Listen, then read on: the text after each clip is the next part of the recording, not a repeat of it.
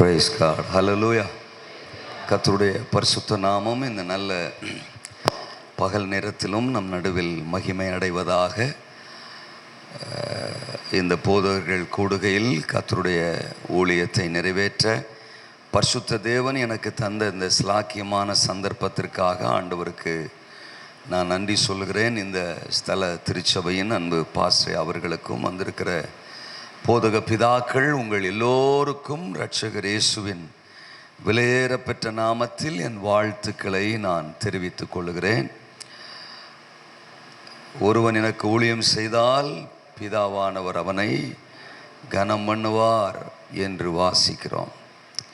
பரலோகமே கனப்படுத்துகிற ஒரு நல்ல ஸ்தானத்தில் பரிசுத்த ஆவியானவர் நம்மை வைத்திருப்பதற்காக ஸ்தோத்திரம். அல்லேலூயா, ஸ்தோத்திரம். பொதுவாக விசுவாசிகள் நல்லா ஆமேன்னு சொல்லுவாங்க, அல்லேலூயா சொல்லுவாங்க, கையெல்லாம் தூக்கி அல்லேலூயா சொல்லுவாங்க, உற்சாகமாக அல்லேலூயா சொல்லுவாங்க. பாஸ்டர்மார் அப்படி சொல்ல மாட்டாங்க, ஏன்னா அவங்க பாஸ்டர்மார். அதனால் கொஞ்சம் வித்தியாசம் இருக்கணுமேங்கிறதுக்காக, வேறு வழி இல்லை, அவங்க ரொம்ப நல்லவங்க தான். ஆனால் தாங்கள் பாஸ்டர் அப்படிங்கிறதுனால அதை காட்டுறதுக்காக வேண்டியே கொஞ்சம் அமைதியாக இருக்கிற மாதிரி இருப்பாங்க. ஆமேன் சத்தமாக சொல்ல மாட்டாங்க. பிரசங்கியாரை கொஞ்சம் முறைச்சி பார்ப்பாங்க. எங்களுக்கு தெரியாத பிரசங்கமா அப்படிங்கிற மாதிரி இருப்பாங்க. அதனால் பாஸ்டர்களுக்கு பிரசங்கம் பண்ணுறது ரொம்ப கஷ்டம் அப்படின்னு சொல்லுவாங்க. எனக்கு அந்த கருத்துலலாம் உடன்பாடு இல்லை. தோதரம். ஆமாம், எனக்கு அந்த கருத்தில் உடன்பாடு இல்லை. பாஸ்டர்மார்களுக்கு பிரசங்கம் பண்ணுறதா ரொம்ப ஈஸி. ஏன் அப்படி சொல்கிறேன்னா, இவர்களுக்கு நல்ல வசனம் தெரியும். பாஸ்டர்மாருக்கு ஒரு நம்பிக்கையில் சொல்கிறேன், தோத்திரம். அவர்களுக்கு நல்ல வசனம் தெரியும். அதனால் வசனம் தெரிஞ்ச ஆளுகள், தெரியாத ஆளுகளுக்கு தானே அதை பற்றி பேசி வழங்க வைக்கிறது கஷ்டம். தெரிஞ்சவங்களுக்கு அதை ஈஸியாக புரிய வச்சிடலாம். ஒன்று. ரெண்டாவது, என் பாணி, என் பாலிசி என்னென்னா, ஒரே தகப்பனுக்கு நாம் ஊழியம் செய்கிறோம்.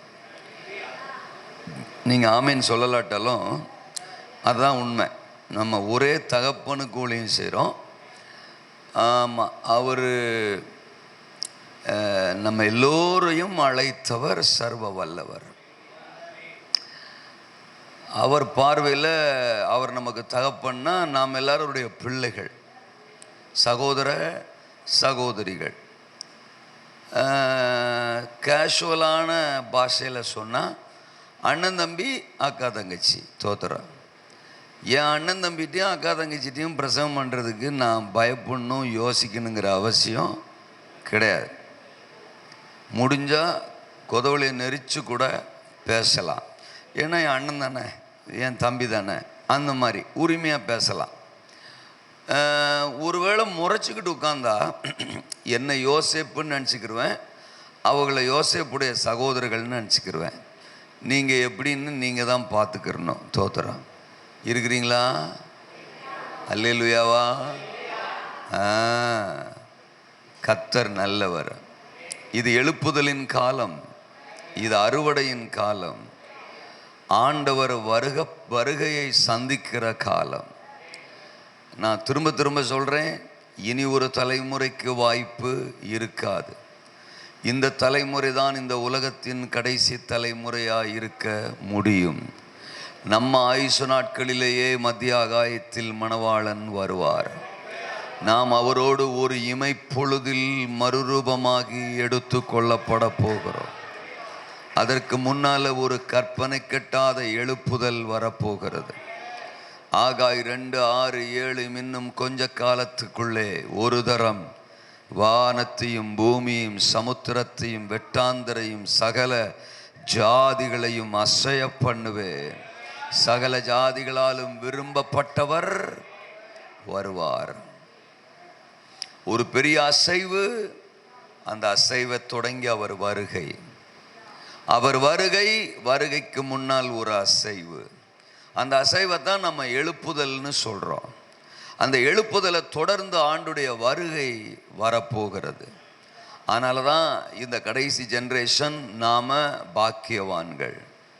இதுதான் யோசுவா தலைமுறை. ஏன்னா பல தலைமுறைகளுக்கு முன்னாலேயே நான் தேசத்தை தருவேன்னு வாக்குத்தத்தம் பண்ணிட்டாரு. ஆபிரகாமின் நாட்கள்லேயே தேசத்தை கொடுப்பேன்னு சொல்லிட்டாரு. பல தலைமுறையாக அந்த வாக்குத்தத்தம் எப்போ நடக்கும், எப்போ நிறைவேறும், எப்போ தேசத்தை சுதந்திரிப்போம்னு காத்திருந்தாங்க, எதிர்பார்த்தாங்க, ஏங்குனாங்க. கரெக்டாக யோசுவாவின் நாட்களில் தான் அது நிறைவேறியது. யோசுவாவுக்கு தான் கர்த்தர் அந்த வாக்குத்தத்தத்தின் நிறைவேறுதலை முன்குறிச்சு வச்சிருந்தாரு. அப்போ இதுதான் இந்த உலகத்தின் கடைசி தலைமுறையாக இருக்க முடியும்னா, எழுப்புதலை பார்க்க போகிற தலைமுறையும் இந்த தலைமுறை தான். எழுப்புதலை பார்ப்பதற்கு நாம மட்டும் இல்லை, நம்முடைய பிதாக்கள் பல தலைமுறையாக காத்திருந்தாங்க. அவங்களெல்லாம் சுதந்தரித்து கொள்ள முடியாத ஒன்றை இந்த தலைமுறையில் நாம் சுதந்தரித்து கொள்ள போகிறோம். ஆகினால்தான் நாம் யோசுவா தலைமுறை. ஆமென். ஆண்டவரே, ஒரு சிலர் ஒரு மாதிரி இருக்கிறாங்கப்பா, தோத்திரம். அவங்க என் கூட வர்றதுக்கு உதவி செய்யுங்க, ஆமீன் சொல்கிறதுக்கு உதவி செய்யுங்க, அல்லேலூயா சொல்கிறதுக்கு உதவி செய்யுங்க. ஆமீன் சொன்னால் மட்டும் ஆசீர்வதிங்க, அல்லேலூயா சொன்னால் மட்டும் ஆசீர்வதிங்க. இல்லைன்னா ஒரு 6 மாதத்துக்கு அப்படியே விட்டுருங்க, தோத்திரம். ஆமாம், அவங்க பிரசங்கம் பண்ணும்போது மற்றவங்க ஆமீன் சொல்லாமல் இருக்கட்டும், அல்லேலூயா சொல்லாமல் இருக்கட்டும். எதை விதைக்கிறாங்களோ அதைத்தான் அறுப்பீங்கன்னு பைபிள் சொல்லுது. என் பிரசங்கத்தில் அவங்க உற்சாகமாக இருந்தால் அவங்க பிரசங்கத்தில் மற்றவங்க உற்சாகமாக இருக்க உதவி செய்யுங்க. என்னை முறைச்சாங்கன்னா அவங்கள முறைக்கிறதுக்கு 10 பேரை எழுப்புங்க. அல்லேலூயாவா? என்ன பேச்ச காணோம்? தோத்திரம். இருக்கிறீங்களா? சரி, திருப்பிக் கொள்ளலாம். எசேக்கியேலின் தீர்க்க தரிசன புத்தகம், அதனுடைய 36வது அதிகாரம். எசேக்கியேல் 36. நான் வாசிக்கிறேன் 11வது வசனம். உங்கள் மேல் மனுஷரையும் மிருக ஜீவன்களையும் பெருகி பலுகும்படி வர்த்திக்க பண்ணுவேன். பூர்வ நாட்களில் நீங்கள் இருந்த நிலைமையில் நான் உங்களை ஸ்தாபித்து உங்கள் முந்தின சீரை பார்க்கிலும் உங்களுக்கு நற்சீர் உண்டாகச் செய்வேன். அதனால் நான் கர்த்தர் என்று அறிந்து கொள்வீர்கள். பூர்வ நாட்களில் நீங்கள் இருந்த நிலைமையில் நான் உங்களை ஸ்தாபித்து உங்கள் முந்தின சீரை பார்க்கிலும் உங்களுக்கு நற்சீர் உண்டாகச் செய்வேன். அதனால் நான் கர்த்தர் என்று அறிந்து கொள்வீர்கள். கர்த்தருடைய பரிசுத்த நாமத்துக்கு மகிமை உண்டாவதாக. யூத ஜனங்கள் பாபிலோனின் சிறையிருப்புக்குள் தள்ளுண்டு போனார்கள். கானானில் வாக்குத்தத்தம் பண்ணப்பட்ட தேசத்தில் ஆசீர்வாதமாக இருந்தவர்கள், பலுகி பெருகிய ஜனங்கள், கடற்கரை மணலத்தினையாய் வானத்து நட்சத்திரத்தினையாய் கர்த்தருடைய வாக்குத்தத்தத்தின்படி பெருகி இருந்த ஜனங்கள், ஆசீர்வாதத்தை அனுபவித்த ஜனங்கள். ஆனால் இப்போ அவர்களுடைய மீறுதல்கள், நியாயப்பிரமாணத்தை மறந்து போன நிலை, தேவனோடு இருந்த உறவில் பின்மாற்றம், உலகத்துக்கும் பாவத்திற்கும் தேவன் விரும்பாத அருவருப்புகளுக்கும் அவர்கள் கொடுத்த முக்கியத்துவம் இன்றைக்கு பாபிலோனின் சிறையிருப்புக்குள் தள்ளுண்டு போனார்கள். ஒரு காலத்தில் பிரஜாதிகள் எல்லாம் ஆச்சரியமா பிரமிப்பா பார்த்த இஸ்ரவேல் ஜனம் இப்போ பிரஜாதிகளுக்கு மத்தியில் தூஷிக்கப்பட, நிந்திக்கப்பட, ஏளனப்படுத்தப்பட காரணமான ஜனமா மாறி போயிடுச்சு. பிரஜாதிகள் அவர்களை ரொம்ப ஏளனமா பேசுறாங்க, ரொம்ப அற்பமா பேசுறாங்க. அப்படிப்பட்ட ஒரு சிறையிருப்பின் நாட்களில் இருந்த தம்முடைய ஜனத்தை பார்த்துதான் பரலோகத்தின் தேவன் சொல்றாரு, நீங்க ஒருவேளை சிரித்து போயிட்டீங்களோ, குறுகி போயிட்டீங்களோ, பிரஜாதியார்களுக்கு முன்னால நிந்தைக்குரியவங்களா போயிட்டீங்களோ, ஒடுங்கி போயிட்டீங்களோ, சிறையிருப்புக்குள்ள போயிட்டீங்களோ, நான் ஒன்று சொல்றேன், மந்தை பெருகிறது போல உங்களில் மனிதரை பெருக பண்ணுவேன். உங்களுக்குள்ள இருக்கிற மனுஷர்களையும் மிருக ஜீவன்களையும் நான் பலுகி பெருக செய்ய போகிறேன், வர்த்திக்க பண்ண போகிறேன். பூர்வ நாட்கள்ல நீங்க இருந்தீங்கல்ல, ஆரம்ப நாட்கள்ல நீங்க இருந்தீங்கல்ல, அந்த மாதிரி நான் உங்களை மறுபடியும் ஸ்தாபிக்க போறேன். வானத்து நட்சத்திரங்கள் அத்தனையா, கடற்கரை மணல் அத்தனையா, பெருகமான ஜனமா இருந்தீங்கள்ல, பிரஜாதிகளுக்கு மத்தியில ஆசீர்வதிக்கப்பட்ட ஜனமா இருந்தீங்கள்ல, அதே மாதிரி பூர்வ நாட்கள்ல இருந்த மாதிரி நான் உங்களை மறுபடியும் ஸ்தாபிக்க போறேன். மறுபடியும் ஸ்தாபிக்க போறேன். அதோட நான் நிறுத்த போறதில்ல. முந்தின சீரை பார்க்கிலும், ஏற்கனவே நீங்க இருந்ததை பார்க்கிலும் உங்களுக்கு நற்சீர் உண்டாக செய்ய போறேன் அப்படின்னு ஆண்டவர் சொல்றாரு. இருக்கிறீங்களா? சபையை குறித்து இன்னைக்கு ஒவ்வொருத்தருக்கும் ஒரு மாதிரி பார்வை. உலகம் ஒரு மாதிரி பார்க்கு, பிரஜாதி ஒரு மாதிரி பார்க்கு, பிசாசு ஒரு மாதிரி பார்க்கான், அதிகார வர்க்கம் ஒரு மாதிரி பார்க்கு, ராஜாக்கள் ஒரு மாதிரி பார்க்காங்க, சத்துருக்கள் ஒரு மாதிரி பார்க்காங்க, எதிரிகள் ஒரு மாதிரி பார்க்காங்க, ஏன் நாமளே ஒரு மாதிரி பார்க்கோம். ஆனா தேவன் பார்க்கிற பார்வை வித்தியாசமானது.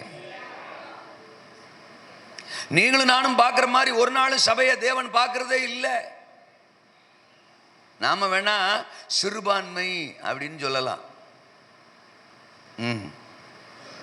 அதுல வேற ஒரு பெருமை, சிறுபான்மைன்னு சொல்லிக்கிறது இல்லை. நாங்கள் சிறுபான்மை, நாங்கள் சிறுபான்மை. அதுக்கு ஒரு கட்சி, அதுக்கு ஒரு இயக்கம், அதை பாதுகாக்கிறதுக்கு 10 பேர். அப்புறம் அவங்க பாதுகாப்பாகலா, இவங்க பாதுகாப்பாகலா, அவங்களுக்கு முன்னால் நிற்கலாமா, இவங்களுக்கு முன்னால் நிற்கலாமா, இங்கே கையை கட்டலாமா, அங்கே கையை கட்டலாமா, அவங்களுக்கு ஓட்டு போடலாமா, இவங்களுக்கு ஓட்டு போடலாமா, அவங்க நம்மளை பாதுகாத்துருவாங்களா? ஏன்னா நாங்கள் சிறுபான்மை. ஆண்டவர்கிட்ட சொன்னா ஆண்டவர் என்ன தெரியுமா சொல்லுவாரு? சிறுபான்மை சிறுபான்மை சிறுபான்மைன்னு சொல்றிய, அப்படி சொல்றதுக்கு உனக்கு வெக்கமா இல்லையான்னு. ஏன்? ஆதாம சிருஷ்டிக்கும் போதே ஆதியாகமம் 1:28 சொல்லிட்டாரு, நீங்கள் பலுகி பெருகி பூமியை. ஜலப்பிரளயத்தில் ஒத்த குடும்பம் மட்டும் தப்பிச்சிச்சு. அந்த நோவா குடும்பத்தை பார்த்து ஆதியாகமம் 9:1 சொன்னாரு, நீங்கள் பலுகி பெருகி பூமியை. 120 பேர் அவர் பரலோகத்துக்கு ஏறி போகும்போது, சிலுவையில பரலோக தேவனுடைய சித்தத்தை எல்லாம் நிறைவேற்றி முடிச்சுட்டு அவர் பரலோகத்துக்கு ஏறி போகும்போது 120 பேரை பார்த்து சொன்னாரு, நீங்கள் உலகமெங்கிலும் புறப்பட்டு போய் சர்வ சிருஷ்டிக்கும் சுவிசேஷத்தை சகல ஜாதிகளையும் சீசராக்குங்கள்.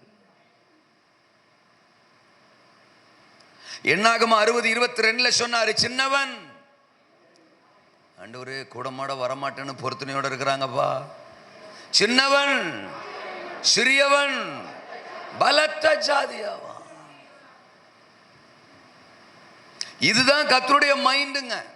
நம்ம பல்லுகணும், நம்ம பெருகணும், அதுதான் தேவ திட்டம். அதுதான் சபையை குறிச்ச தேவனுடைய பார்வை.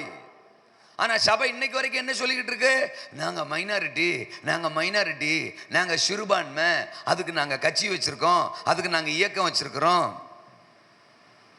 இவர் சிறுபான்மை காவலர், அவர் சிறுபான்மை காவலர், இவர் சிறுபான்மையை பாதுகாப்பாரு, அவர் சிறுபான்மையை பாதுகாப்பாரு. அப்படின்னா அப்ப தேவனுடைய வார்த்தை, தேவனுடைய வாக்குத்தத்தங்கள், தேவனுடைய திட்டம் சபை சோம்பேறித்தனமா கிடக்குன்னு அர்த்தம். சபை செயல்படாம கிடக்குன்னு அர்த்தம். சபை தேவனுடைய விருப்பத்தை இத்தனை நூற்றாண்டுகள் ஆகியும் சாதிக்காம இருக்குதுன்னு அர்த்தம். இருக்கீங்களா? ஒரு மோசையை வச்சுதான் 30 லட்சம் மக்கள் ஆண்டவர் எகிப்தின் அடிமைத்தனத்திலிருந்து விடுதலை ஆக்கினாரு. ஒரு மோசே கொண்டு 30 லட்சம் மக்களை விடுதலை செய்ய முடியும்னா நம்ம ஒவ்வொருத்தரையும் வச்சு லட்சங்களை விடுதலை செய்ய கத்தரால முடியும். சபையில் இருக்கிற ஒரு ஆளும் சின்ன ஆளுன்னு வச்சுக்கிறோமே, சின்னவன் 1000 ஆவான். ஒரு விசுவாசியும் 1000 அவர் பார்க்கிறாரு, பலத்த ஜாதியா அவர் பார்க்கிறாரு. அப்ப தேவனுடைய சித்தத்துல சபை என்னைக்கோ பெருகி இருக்கணும். ஆனா இன்னைக்கு சபை குறுகி போய் கிடக்கு. தேவைகள், பிரச்சனைகள், போராட்டங்கள், குறுகிய வட்டம், இப்படியே வாழ்ந்து பழகிட்டோம். ஆனா இதற்கு தேவன் நம்மளை அழைக்கல சார். வாடகை யாரு கட்டுவா, என் தேவையை யாரு சந்திப்பா, என் பிள்ளைகளை எப்படி படிக்க வைக்கலாம்,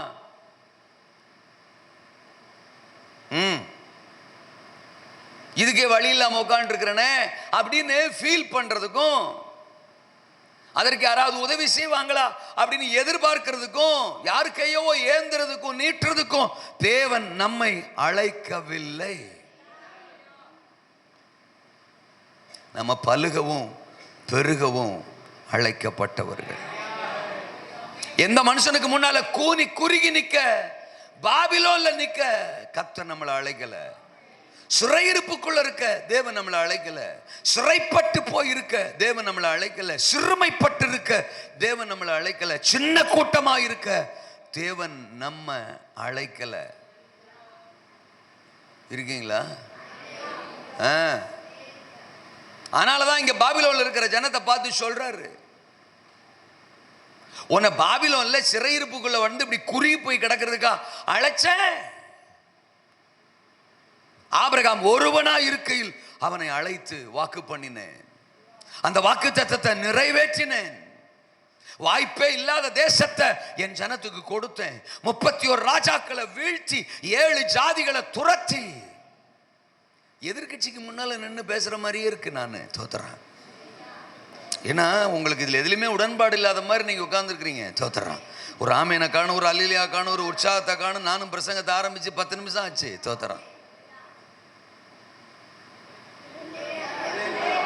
நேற்று நான் விசுவாசிகள்கிட்ட பேசுனது கூட நல்லா ஃபீல் பண்ணேன்.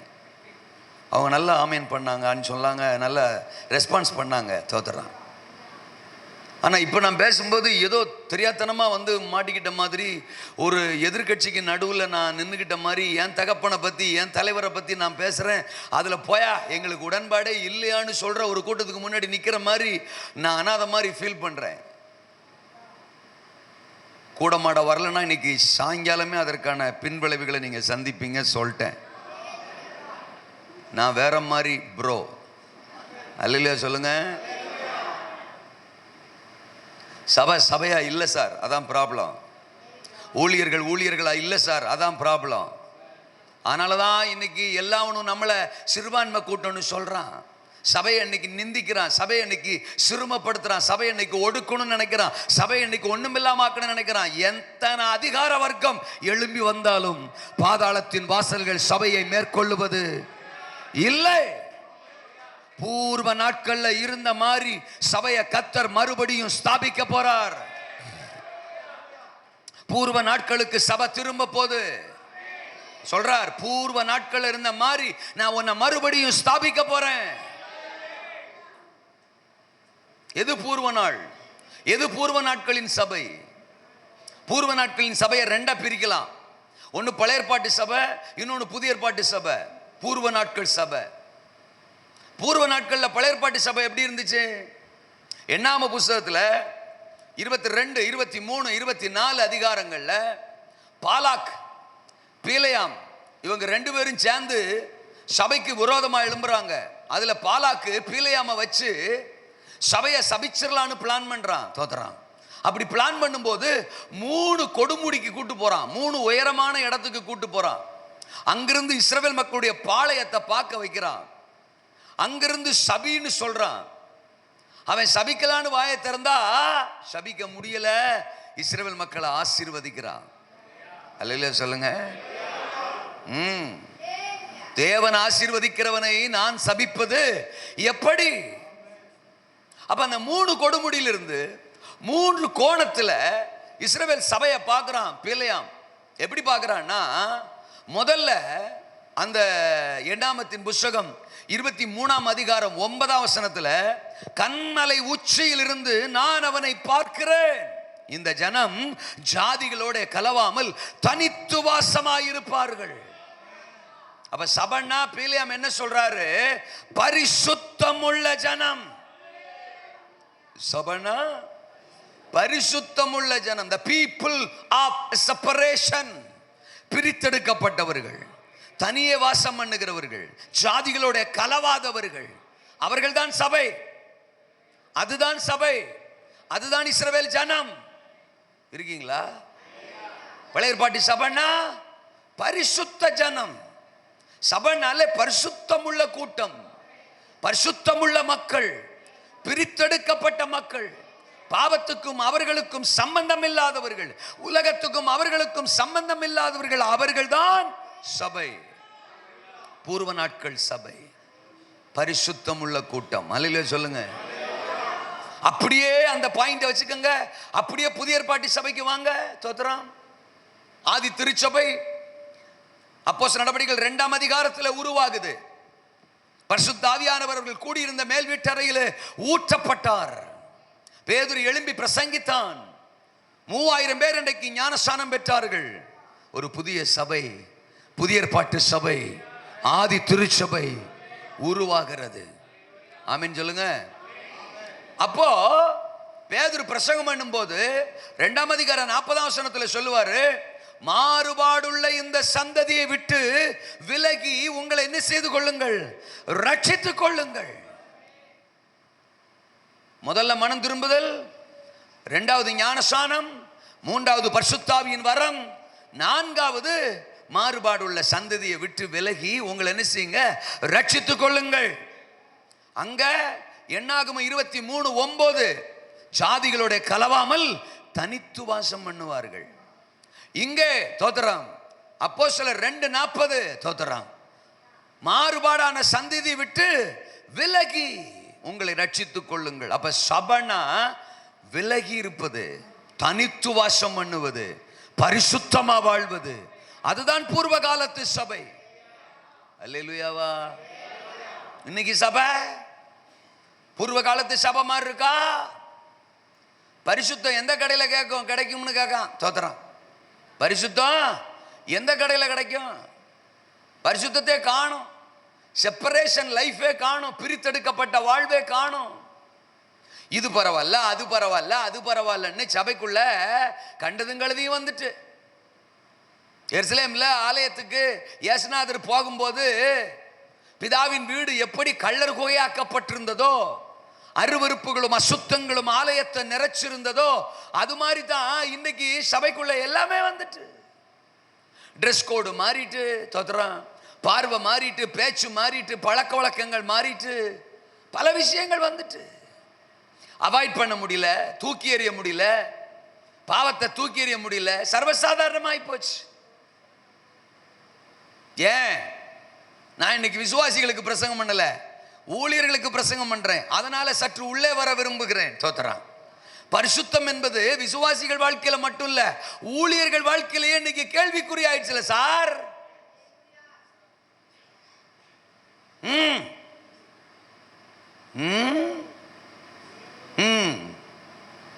பரிசுத்தங்கிறது பாஸ்மார் வாழ்க்கையில இன்னைக்கு கேள்விக்குறி ஆயிடுச்சு. ஒண்ணும் இல்ல, செல்போனை ஜெயிக்க முடியல நம்மளால, மொபைலுக்கு கொடுக்கிற முக்கியத்துவம் பெருகி போயிடுச்சுல, ஜெப நேரங்கள் போயிடுச்சு, தேவனோடு இருக்கிற உறவு போயிடுச்சு, சின்ன சின்ன விஷயத்திற்கும் தேவனுக்கு பயப்படுகிற பயம் போயிடுச்சு. என்ன வேணாலும் பேசலாம், எப்படி வேணாலும் வாழலாங்கிற மனப்பக்குவம் இன்னைக்கு சபையை மட்டும் இல்ல ஊழியர்களை நிறைச்சிருச்சுல. சில ஊழியர்கள்ட்ட நின்று பேசும்போது இவங்க கிட்ட அபிஷேகம் இருக்காங்கிற சந்தேகத்தை விட, தரிசனம் இருக்காங்கிற சந்தேகத்தை விட, அழைப்பு இருக்காங்கிற சந்தேகத்தை விட, ரட்சிப்பு இருக்காங்கிற சந்தேகம் வருது சார்.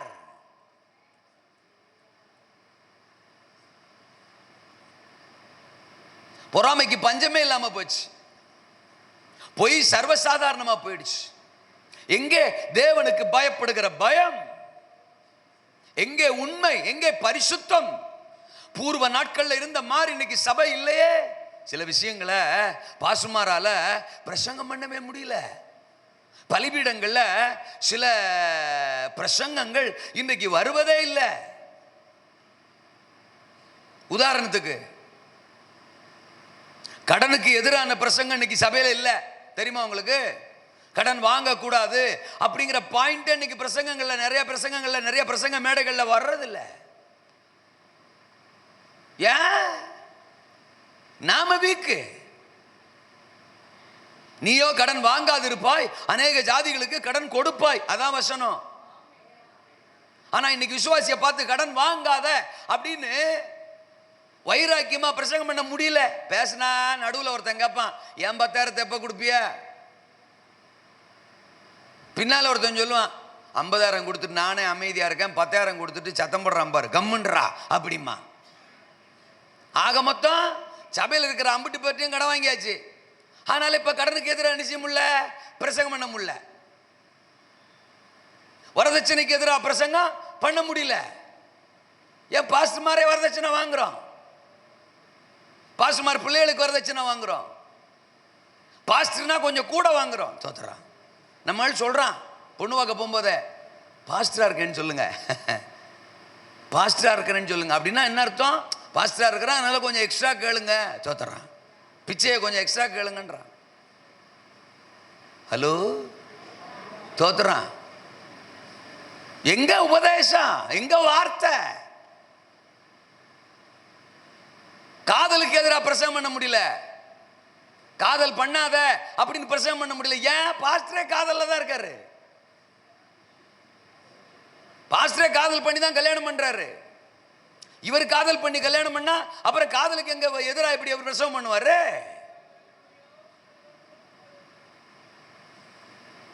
சரி, 20 தான் காதல் பார்த்தா 60லயும் காதலா இருக்க. சில வாலிப பசங்களை கண்டிக்க முடியல. ஏண்டா அந்த ஏரியாவை சுத்திக்கிட்டே இருக்க அப்படின்னா அவன் திரும்ப கேட்கான், நீங்க மட்டும் அந்த வீட்டை சுத்திக்கிட்டே இருக்கிய அப்படின்றான். வாரத்தில் 2 முறை 3 முறை அந்த வீட்டுக்கு மட்டும் தனியா விசிட்டிங். தோத்துறான். கேட்டா ஆத்தும பாரமா, ஆத்தும பாரமா. எங்கே பரிசுத்தம்? அன்றைக்கு சபை பாபிலோனுக்குள் கிடந்தது போல இன்றைக்கும் சபை அசுத்தம் சர்வசாதாரணமாச்சு. பாவம் சர்வசாதாரணமாயிடுச்சு. பெருமை, ஜாதி பெருமை, பணப்பெருமை, இனப்பெருமை, பல விஷயங்கள் சபைக்குள்ள வந்துருச்சு சார். ஒட்டகம் காலை மட்டும் உள்ள விட்டுச்சான், அப்புறம் கொஞ்சம் கொஞ்சமா மூக்க விட்டுச்சான், தலையை விட்டுச்சான், உடம்பு உள்ள போச்சான், கூடாரமே காலி ஆயிட்டான் அப்படின்னு கதை சொல்லுவாங்க. அந்த மாதிரி சபைக்குள்ள அது அது சபைக்குள்ள இருக்க வேண்டியதெல்லாம் வெளியில போயிட்டு, வெளியில கிடக்க வேண்டியதெல்லாம் சபைக்குள்ள வந்துட்டு. அதனாலதான் அவருக்கு ஒரு வைராக்கியம், என் சபைய பூர்வ நாட்கள்ல இருந்த மாதிரி நான் திரும்பவும் ஸ்தாபிக்க போறேன். I want to establish once again. மறுபடியும் என் சபையை நான் எஸ்டாப்ளிஷ் பண்ண விரும்புறேன். புரிந்தவர்களுக்கு ஸ்தோத்திரம். நான் சொல்றேன், சபை பழைய நிலைக்கு திரும்ப போது. சபையை பரிசுத்தாவியானவர் மீட்டெடுக்க போறாரு. வெளிப்படுத்தல் 3:20 இதோ வாசற்படியில் நின்று கதவை தட்டுகிறேன், ஒருவன் சத்தத்தை கேட்டு கதவை திறந்தா நான் உள்ள வருவேன்றாரு. யாரை பார்த்து சொல்றாரு? சபையை பார்த்து சொல்றாரு.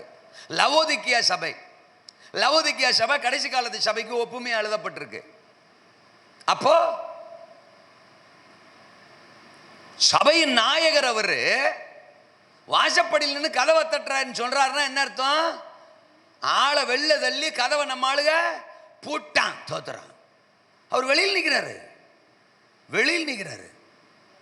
சபை அவருடையது, ஊழியம் அவருடையது, உள்ள இருக்கிற எல்லாரும் அவருடையவர்கள்.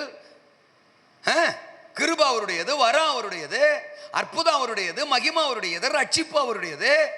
உள்ள இருக்கிற சகலமா அவர் கொடுத்தது. நாற்காலி அவர் கொடுத்தது, மைக் அவர் கொடுத்தது, ஸ்டேஜ் அவர் கொடுத்தது, பில்டிங் அவர் கொடுத்தது, எல்லாமே அவர் கொடுத்தது. ஆனா அவருக்கு அந்த சபைக்குள்ள இடம் இல்லை. சபையை விட்டு வெள்ள தள்ளி கதவை அடைச்சாச்சு.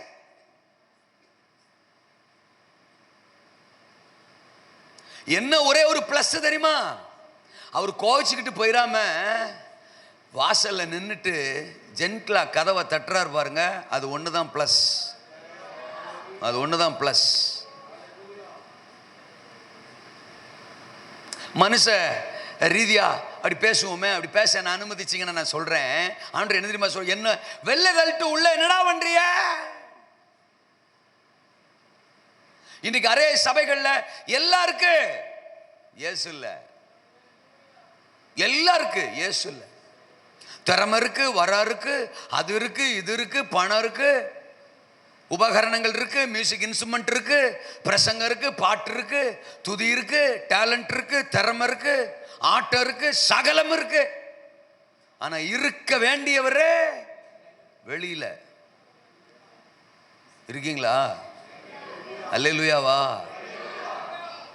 பூர்வ நாட்களின் சபை பரிசுத்த சபை. அது ஜாதிகளோட கலக்காது, அது தனித்துதான் இருக்கும். எத்தனை பேருக்கு நான் சொல்றது புரியுது? தொண்டா கண்டுபிடிச்சிடலாம், இது சபன், இவன் ரட்சிக்கப்பட்டவன், இவன் அழைக்கப்பட்ட பாத்திரம், இவர் தேவ மனுஷன், இவர் தேவ ஊழியக்காரன் அப்படின்னு பார்த்தாலே தெரிஞ்சிடும். நம்முடைய பிதாக்கள்லாம் அப்படிதான் வாழ்ந்தாங்க. அவங்க கிரயத்துக்கு முன்னால, அவங்க பிரதிஷ்டைக்கு முன்னால நாமெல்லாம் ஒண்ணு இல்லைங்க சோதரம், அப்படி வாழ்ந்தாங்க. நம்மளை வளர்த்தவங்க கூட அப்படித்தான் இருந்தாங்க. இன்னைக்கு நாம நிறைய வித்தியாசங்களுக்கு இடம் கொடுத்துட்டோம் சார், நிறைய வித்தியாசங்களுக்கு இடம் கொடுத்துட்டோம். ரெண்டாவது சபை, அதே பீலையாம் பார்வையில் சொல்றேன், என்ன ஆகுமோ 23:14 ரெண்டாவது கொடுமுடி பிஸ்கா, அந்த கொடுமுடிக்கு போறான். அங்கிருந்து சபையை பார்க்கிறான். சபையை பார்த்து என்ன சொல்றான்? 22 வசனத்துல, அந்த 23, 22 என்ன ஆகுமோ, காண்டாமிருகத்துக்கொத்த பலன் அவர்களுக்கு உண்டு. அல்ல சொல்லுங்க. அப்போ என்ன ஆகுமோ?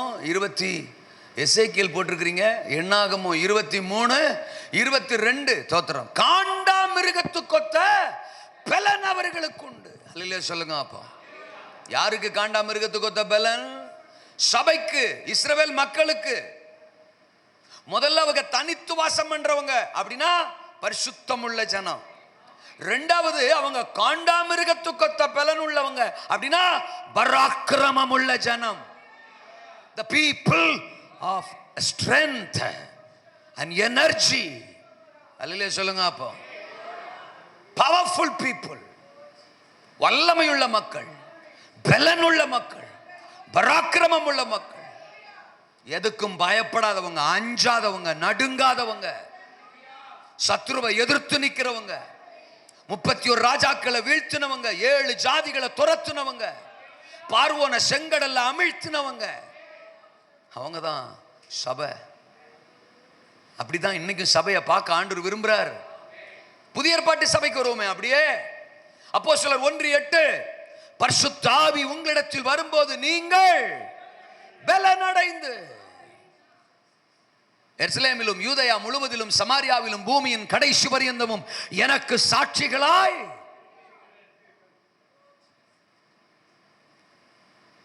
பழைய ஏற்பாட்டில் காண்டாமிருகத்துக்கொத்த பலன் எழுதியிருக்கு, புதிய ஏற்பாட்டில் பரிசுத்த ஆவியின் பலன். இருக்கீங்களா? இன்னைக்கு சபை பலனா இருக்கா? பராக்கிரமம் இருக்கா? பாக்கெட்டு காலி ஆயிடுச்சுன்னா பலம் போயிடுது. ஐயோ 1ஆம் தேதி வருது, 1ஆம் தேதி வருது, வாடகை என்ன பண்ண போறோம், வாடகை என்ன பண்ண போறோம், பதட்டம், பயம். அவங்கள போய் பார்த்துடலாமா, இந்த விசுவாசியை போய் பார்த்துடலாமா, இன்னைக்கு அவங்கள ஜெபம் பண்றதுக்கு போலாமா, அங்க கொஞ்சம் பணம் கிடைக்குமா, இங்க கொஞ்சம் கலெக்ஷன் கிடைக்குமா, இல்லாட்டி நம்ம தலைவரை போய் பார்க்கலாமா, அவற்றை ஏதாவது பெரட்டிட்டு வரலாமா. இதுதான் பலமா? இதுதான் பரிசுத்த ஆவி தர்ற பலனா? ஹலோ சார், ஊழியம் அவருடையது சார், ஓனர் அவருடையவர் சார், ஓனர் அவர் சார். இருக்கீங்களா? நாளை தினத்துக்காக நீ கவலை. அதான் வசனம். நான் திரும்ப திரும்ப சொல்றேன், கர்த்தருடைய சித்தத்துல நாம நின்னா நம்ம தேவைகளை அவர் சந்திப்பார். இருக்கீங்களா? நான் இந்த ஸ்டேட்மெண்ட்டை பதிவு செய்றேன். ஊழிய செஞ்சாதான் சோறு போடுவார் அப்படின்னு நினைச்சிடாதீங்க. தோத்துறான். அவருடைய உறவுல நின்னாலே போதும், அவர் சத்தம் கேட்டு நின்னாலே போதும். கேரியத்துக்கு போ, அதான் சத்தம். கேரியத்துக்கு போயிட்டா போதும். அங்க போய் அவர் என்ன பிரசவம் பண்ணாரா? அங்க போய் ஏதாவது பிரயாசப்பட்டாரா? நோ, அங்க யாருமே கிடையாது. காரியத்துக்கு போன்றாரு. அப்ப சோற வரும் சார், வந்துச்சு சார். காக்கா எக்கா காக்கா, அண்டங்காக்கா, ரேவன் இங்கிலீஷ் பைபிள் சொல்லுது. ரேவன், RAVEN, ரேவன்னா அண்டங்காக்கான்னு அர்த்தம். எலியாவுக்கு சாதா காக்கா தூக்கிட்டு வரல, என்ன காக்கா தூக்கிட்டு வந்தான்? அண்டங்காக்கா. அண்டங்காக்கானா காக்காவிட மோசம். அது கையிலாம் தோத்திர ஒன்ன வாங்குறது கடினம் சார். அதுவும் சும்மா வரல, சாதாரண ஆகாரத்தை எடுத்துட்டு வரல, அப்பத்தையும் இறைச்சியும். பக்கத்தில் இருக்கிற ஆள் எந்திக்கிற மாதிரி ஒரு ஆள் இல்லையா சொல்லுங்க. அப்பப்போ எழுப்பி விட்டே இருக்கணும். நான் விசுவாசியா இருக்கும் போதே யாரையும் தூங்க விட மாட்டேன். எங்க பாஸ்டர் எப்படா அல்லையா சொல்லுவாருன்னு வெயிட் பண்ணுவேன். நான் வார வாரம் ஒரு இடத்துல உட்காருவேன். ஒரே இடத்துல உட்கார மாட்டேன். யாரா தூங்குற ஆள்னு பார்த்து அவங்க பக்கத்தில் தான் உட்காருவேன். என் பாஸ்டர் எப்போ அல்லையா சொல்றாருன்னு பார்ப்பேன். அதுக்கு முன்னாடியே நான் எல்லாம் செட் பண்ணி வச்சுக்கிருவேன். அவர் காதுக்கு நேரம் என் வாயை அப்படி செட் பண்ணி வச்சுக்கிறேன்.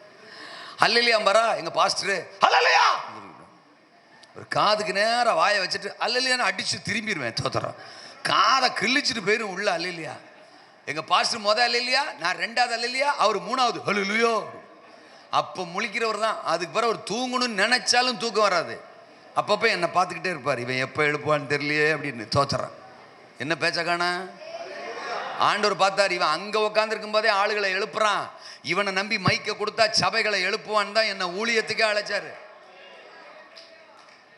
ஆமா, நான் கேட்கேன், நாம சபையை எழுப்ப வேண்டிய நிலையில உட்கார்ந்துருக்கும் போது, நம்மளை தேவனை அதற்குன்னு வச்சிருக்கும் போது, அதுக்குன்னு நம்மளை கத்தரை அழைச்சிருக்கும் போது, அடுத்த ஆளை எழுப்ப வேண்டிய நாம இங்க உறங்கிட்டு இருந்தா என்ன அர்த்தம்? எனக்கு புரியலையே. இல்லை, நீங்கள் உறங்குற மாதிரியா நான் பிரசங்கம் பண்ணுறேன்? உங்களை குறை சொல்ல, என்னத்தான் சரி பண்ணிக்கணும், அதுக்காக கேட்டுக்கிறேன். வாய்ப்பு இல்லை ராஜா. அடுத்து உறங்கினா மைக் எடுத்துட்டு அங்கே வந்துடுவேன் எழுப்புறதுக்கு. இலையிலே சொல்லுங்க அப்பா, ஆமீன் சொல்லுங்க, இன்னொரு முறை சொல்லுங்க. சபை பலவீனப்பட்டு கிடக்கு. யோசபாத்து 2 நாளாகமோ 20ஆம் அதிகாரத்தில் 3 ராஜாக்கள் அவனுக்கு விரோதமா வந்துருவாங்க யுத்தத்துக்கு. அப்ப 12ஆம் வசனத்துல யோசபாத்து சொல்லுவான், இந்த ஏராளமான கூட்டத்திற்கு முன்பாக நிற்க எங்களுக்கு பலனில்லை. என்ன சொல்லுவான்? பலனில்லை. ஒருவேளை அதான் ரியாலிட்டி, அதான் உண்மை, அதான் அவன் சொல்றான், தப்பு இல்லை. 3 கூட்டம் வந்துருச்சுப்பா, 3 எதிரிகள் வந்துட்டாங்கப்பா, நாங்க அவங்களுக்கு முன்னால நிக்கிறதுக்கு எங்களுக்கு என்ன இல்லை, பலன் இல்லப்பா. இப்போ இந்த வசனத்தோட கம்பேர் பண்ணுமே, அவர்களுக்கு காண்டாமிருகத்து கொத்த பலன் உண்டு. அப்படி சொன்னது யாரு? தேவன். அவருக்கு முன்னால யோசபாத் சொல்றான், தோத்துறான், எங்களுக்கு என்ன இல்லை, பலன் இல்லை அப்படின்னு சொன்னா, அடுத்த ஆண்டு என்ன சொல்லியிருக்கணும்? இப்படி சொல்றதுக்கு உனக்கு வெக்கமா இல்லை? நான் உன்னை பத்தி என்ன நினைச்சுக்கிட்டு இருக்கேன்? நீ காண்டாமிருகத்து கொத்த பலன் கொண்ட கூட்டம்னு நான் ஊருக்கெல்லாம் சொல்லிக்கிட்டு இருக்கேன், எதிரிக்கெல்லாம் சொல்லிக்கிட்டு இருக்கிறேன். என் பிள்ளை பலன் உள்ள பிள்ளை, பராக்கிரமம் உள்ள பிள்ளை. என் சபை பராக்கிரமம் உள்ள சபை. என் ஜனத்தை எதிர்த்து நிற்க எவனாலும் முடியாது. பாதாளத்தின் வாசல்களின் சபையை மேற்கொள்ள முடியாது அப்படின்னு உன்னை பத்தி, என் பிள்ளைய பத்தி, உன் ஊழியத்தை பத்தி நான் பெருமையா பேசிக்கிட்டு இருக்கேன். நீ எனக்கு முன்னால வந்து நின்றுக்கிட்டு, அவங்க பெரும்பான்மைப்பா, நாங்க சிறுபான்மைப்பா, அவங்க பெருங்கூட்டம்ப்பா, நாங்க சிறு கூட்டம்ப்பா, அவங்க மிரட்டுறாகப்பா, உருட்டுறாகப்பா, எங்களுக்கு பயமா இருக்குப்பா சொல்றியாப்பா, வெக்கமா இல்லையாப்பா? இப்படி சொல்றேன். நம்ம பிள்ளை 7ஆம் கிளாஸ் படிக்கான், திடீர்னு ஓடியாரான், எப்பா எம்மா என்ன அவன் அடிக்கா, ஐயோ என்ன விரட்டுறான், என்ன அடிக்கா. சரி, எவனோ 10ஆம் கிளாஸுக்காரன் தான் அவனை விரட்டுறான் போல. நீ எட்டி பார்த்தா ஒரு 3ஆம் கிளாஸ் டவுசருங்க. என்னங்க, ஒரு 3ஆம் கிளாஸ் டவுசர் இவனை விரட்டிக்கிட்டு வர்றான். அதுக்கு இவன் பயந்துக்கிட்டு எம்மா எப்பா அப்படின்னு வந்து நின்னான்னா, நீ நல்ல தாயா இருந்தா அல்ல சொல்லுங்க, அப்பா நல்ல தாப்பனா இருந்தா என்ன பண்ணுவான்? போய் அந்த 3ஆம் கிளாஸ் பையனை அடிப்பான். இவனை மூளையில வச்சு 4 இருக்கு. வெக்கமா இல்லை உனக்கு? 3ஆம் கிளாஸ் அண்டர்வேர் டவுசர், அவன் உன்னை விரட்டிக்கிட்டு வரான். 7ஆம் கிளாஸ் படிக்கிற சட்டி கணக்கில் திங்கிற சோத்த அல்லேலூயா சொல்லுங்க, தட்டு தட்டா திங்கிற நல்ல உருளைக்கிழங்கு மாதிரி உடம்ப வச்சுக்கிட்டு அவன் விரட்டுற. அல்லேலூயாவா? உனக்கு சோத்த போட்டதுக்கு எனக்கு இது வேணும், இன்னமும் வேணும், அப்படி சொல்லுவோமா இல்லையா? அதான் இன்னைக்கு தேவனும் சொல்றாரு, என் அபிஷேகம் உன் மேல, என் கரம் உன் மேல, என் அழைப்பு உன் மேல, என் வழக்கரம் உன் மேல, பராக்கிரமம் உன் மேல. எவனோ எதுக்குறான், துரத்துறான், வைக்கிறான், போறான், குதிக்கிறான்ற இல்லையா சொல்லுங்க. உனக்கு விரோதமாய் உருவாக்கப்படும் எந்த ஆயுதமும் வாய்க்காதே போ. நீ உயிரோடு இருக்கும் நாளளவும் ஒருவனும் உனக்கு முன்பாக எதிர்த்து நிற்பதில்லை. நீ பலங்கொண்டு திடமானதாய் இரு. பூர்வ காலத்தில் இருந்த மாதிரி உன்னை நான் ஸ்தாபிக்க போறேன். ஆமென். எது பூர்வ காலத்து சபை? பரிசுத்தம் உள்ள சபை. எது பூர்வ காலத்து சபை? பராக்கிரமம் உள்ள சபை. பரிசுத்தம் உள்ள சபை, பராக்கிரமம் உள்ள சபை. எது பூர்வ காலத்து சபைன்னு ஒன்ன சொல்றேன். தோத்திரம். இப்ப 3ஆவது கொடுமுடிக்கு போறான் பிலேயாம். எண்ணாகமோ 23 தோத்திரம் 28ல பேயோர் என்கிற கொடுமுடி. முதல்ல பாகால்ங்கிற கொடுமுடி, 2வது பிஸ்காங்கிற கொடுமுடி, 3வது பேயோர் என்கிற கொடுமுடி. இந்த பேயோருங்கிற கொடுமுடியிலிருந்து இப்ப இஸ்ரவேல் மக்களை பார்க்கறான். பார்த்துட்டு சபிக்கலான்னு நினைக்கிறான். 24 அதிகாரம் 1ஆம் வசனத்திலிருந்து ஆமா மடமட மட மட மட மட மட மடன்னு வார்த்தையா வருது. இஸ்ரவேலை ஆசீர்வதிப்பதே கர்த்தருக்கு பிரியம், உன் வாசஸ்தலங்கள் எத்தனை அழகானவைகள் அப்படின்னு வர்ணிச்சுக்கிட்டே வர்றவன் 6ஆம் வசனத்துல சொல்லுவான், நீ பரவி பாய்கிற ஆறு. அல்லேலூயா சொல்லுங்க. அப்போ பாருங்க, சொல்றான் பாருங்க, பரவி பாய்கிற ஆறுகளைப் போலவும், நதியோரத்தில் உள்ள தோட்டங்களைப் போலவும், கத்தர் நாட்டின சந்தன மரங்களைப் போலவும், தண்ணீர் அருகே உள்ள கேதுரு விருட்சங்களைப் போலவும். எது சபை? பரவி பாய்கிற ஆறு. சொல்லுங்களேன் அந்த வார்த்தைய. பரவி பாய்கிற ஆறு. நீ ஒரு இடத்துல தோத்திரம் தேங்கி கிடக்கிற கூட்டம் இல்ல. தோத்திரம் உனக்குள்ளிருந்து பல கிளைகள், பல நதிகள், பல எல்லைகளுக்கு, பல கிராமங்களுக்கு, பல பட்டணங்களுக்கு நீ பரவி பாய்கிற ஆறு. ஆமென் சொல்லுங்க. நீ குறுகிய வட்டத்துக்குள்ள கிடக்கிற ஆள் இல்ல. 40 வருஷம் ஊழியம் செஞ்சேன், நறுக்குன்னு 4 பேரை வச்சிருக்கேன். என்னத்துக்கு? தூக்கிட்டு போறதுக்கா? சிலர் அதுல ஒரு பெருமை, நறுக்குன்னு 4 பேரை வச்சிருக்கேன், நறுக்குன்னு 4 பேரை வச்சிருக்கேன். எத்தனை வருஷம்? 40 வருஷம் ஊழியம் செஞ்சு 4 பேர் தானா? அப்படி பைபிள் எங்கேயுமே சொல்லலையே. உலகமெங்கிலும் புறப்பட்டு போய் சர்வ சிருஷ்டிக்கும் சகல ஜாதிகளையும், சின்னவன் 1000, சிறியவன் பலத்த ஜாதியும், நீங்கள் பலுகி பெருகி பூமியை நிரப்புங்கள். வானத்து நட்சத்திரங்கள் அத்தனையாய், கடற்கரை மணல் அத்தனையாய். இதுல எங்கேயாவது ஒரு இடத்துல 4 பேர்னு வசனம் சொல்லுங்க. அது என்ன பேச்சுன்னு கேட்க. 4 பேர் போதும். நறுக்குன்னு 4 பேர். நான் செத்தோன்னே தோத்திரம் 4 பேர் வேணும்ல தூக்கிட்டு போறதுக்கு. அவன் தேர மாட்டான், இவன் தேர மாட்டான், அவன் உருப்பட மாட்டான், இவன் ரசிக்க மாட்டான், இது வேஸ்ட், அந்த ஆள் வர மாட்டான், இந்த ஆள் வர. இப்படி சொல்லி சொல்லி சொல்லி சொல்லி சொல்லியே வந்தாளெல்லாம் துரத்தி துரத்தி துரத்தி துரத்தி 4 பேர் போதும், 4 பேர் போதும், 4 பேர் போதும்னு நாமளாவே ஒரு குறுகிய வட்டத்தை போட்டு அதுக்குள்ளே உக்காண்டோம் சார். என்ன பேச்ச காணோம்? அல்லேலூயாவா?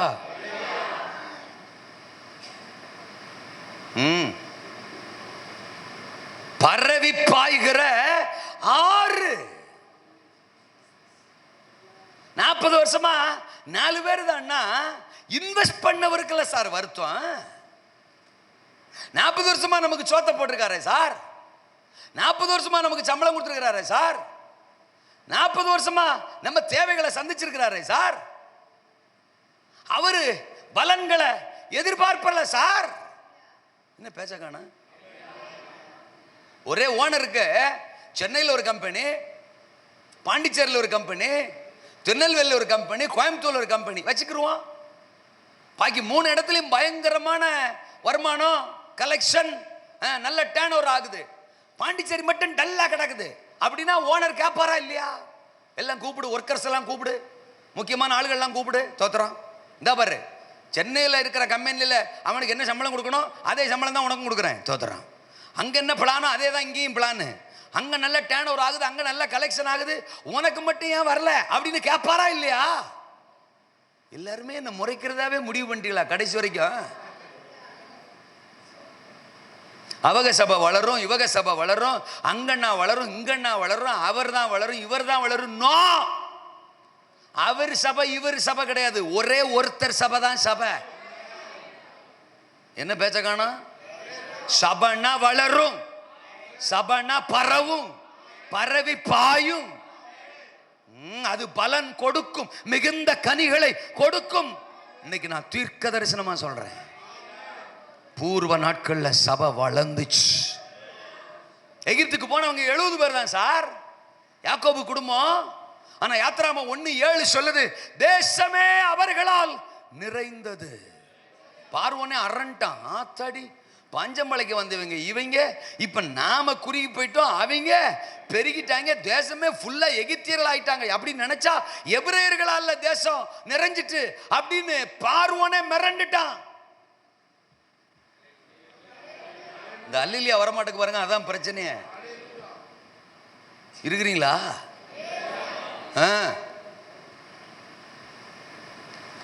ஏசுநாதரை கொன்னுட்டா சோழிய முடிஞ்சு நினைச்சான் பிசாசு. அவனுக்கு தெரியல ஏசுநாதனை கொன்னதுனாலதான் அவன் ஜோலி முடிஞ்சுன்னு. இன்னைக்கு வரைக்கும் ஃபீல் பண்ணிட்டு இருப்பான். சிலுவையில் அவரை ஏடா கொன்னு, எதுக்குடா கொன்னோம்னு. அவரை சிலுவையில் கொல்லாம விட்டுருந்தா அவர் ஒருத்தரை சமாளிச்சதோட போயிருந்திருக்கோம். அவரை சிலுவையில் கொன்னதுனால பிதா அவரை 3ஆம் நாள் உயிரோட எழுப்புனதுனால இப்போ அவர் ஒரு ஏசுன்னு இல்லாம இப்ப இத்தனை ஏசு ஆயிப்போச்சு. இன்னைக்கு வரைக்கும் நம்ம பெருகிட்டே இருக்கிறோம், இனியும் பெருக போறோம். பூர்வ நாட்கள்ல இருந்த மாதிரி கர்த்தர் சபையை மறுபடியும் ஸ்தாபிக்க போறார். நாம பலுகி பெருக போறோம், நம்ம சபை பெருக போது, நம்ம பரவி பாய்கிற ஆறுகள், நம்ம பராக்கிரமம் உள்ள ஜனம், நம்ம பரிசுத்தம் உள்ள ஜனம், நம்ம பரவி பாய்கிற ஜனம். ஆனா இப்ப பாபிலோன்ல கிடக்க, அதான் ஆண்டவருக்கு வருத்தம். என் சபை பரிசுத்தம் உள்ள சபை, என் சபை பராக்கிரமம் உள்ள சபை, என் சபை பரவி பாய்கிற சபை. இன்னொரு பாயிண்ட கூட சேர்த்துக்கிறதா இருந்தா பலுகி பெருகுகிற சபை. இதே பிழையாம் தான் சொல்லுவான் அந்த 23ஆம் அதிகாரம் 10ஆம் வசனத்துல. ஆமா, சூப்பரான வசனம் சொல்லுவான். ஆமா, யாக்கோபின் தூளை எண்ணத்தக்கவன் யார்? அல்லேலூயா சொல்லுங்க. அப்போ இஸ்ரவேலின் காற்பங்கை எண்ணுகிறவன். எல்லாரும் அந்த 2 ஸ்டேட்மெண்ட் எல்லாருமே சொல்லுவோமே, தோத்துறேன். யாக்கோபின் தூளை எண்ணத்தக்கவன் யார்? சேர்ந்து சேர்ந்து சேர்ந்து கண்ணா வினான்னு சொல்றோம், தோத்துறோம். பரிசுத்த ஆவியானவரே பயந்து ஓடிட போறாரு, தோத்துறோம். எல்லாம் சேர்ந்து ஒண்ணு போல சொல்லுவோமா? 1 2 3 4. யாக்கோபின் தூளை எண்ணத்தக்கவன் யார்? இஸ்ரவேலின் காற்பங்கை எண்ணுகிறவன் யார்? No one. ஒருத்தனும் கிடையாது, எண்ண முடியாது. அதான் சபை. ஆண்டவரே இவங்க ஆமென்னே சொல்ல மாட்டறாங்கப்பா, போட்டு கொடுத்துருவேன் நானு. இவங்க உங்க ஆளா வேற ஆளானே தெரியலப்பா, ஒரு சைஸா இருக்காங்க. இப்ப ஆமென் சொல்றாங்களா பாப்போம். இது எதுக்கு சொல்றாங்கன்னு தெரியலப்பா. அல்லேலூயாவா? எப்படிங்க? இல்ல எப்படின்னு புரியலையே. எப்பொழுதுமே இப்படித்தானா, இன்னைக்கு மட்டும் அப்படி இருக்கலாம்னு முடிவா? உங்க மக்கள் ரொம்ப பாவமாச்சே அப்படின்னா, நீங்க இப்படி இருந்தீங்கன்னா மக்கள் ரொம்ப பாவம் சார்.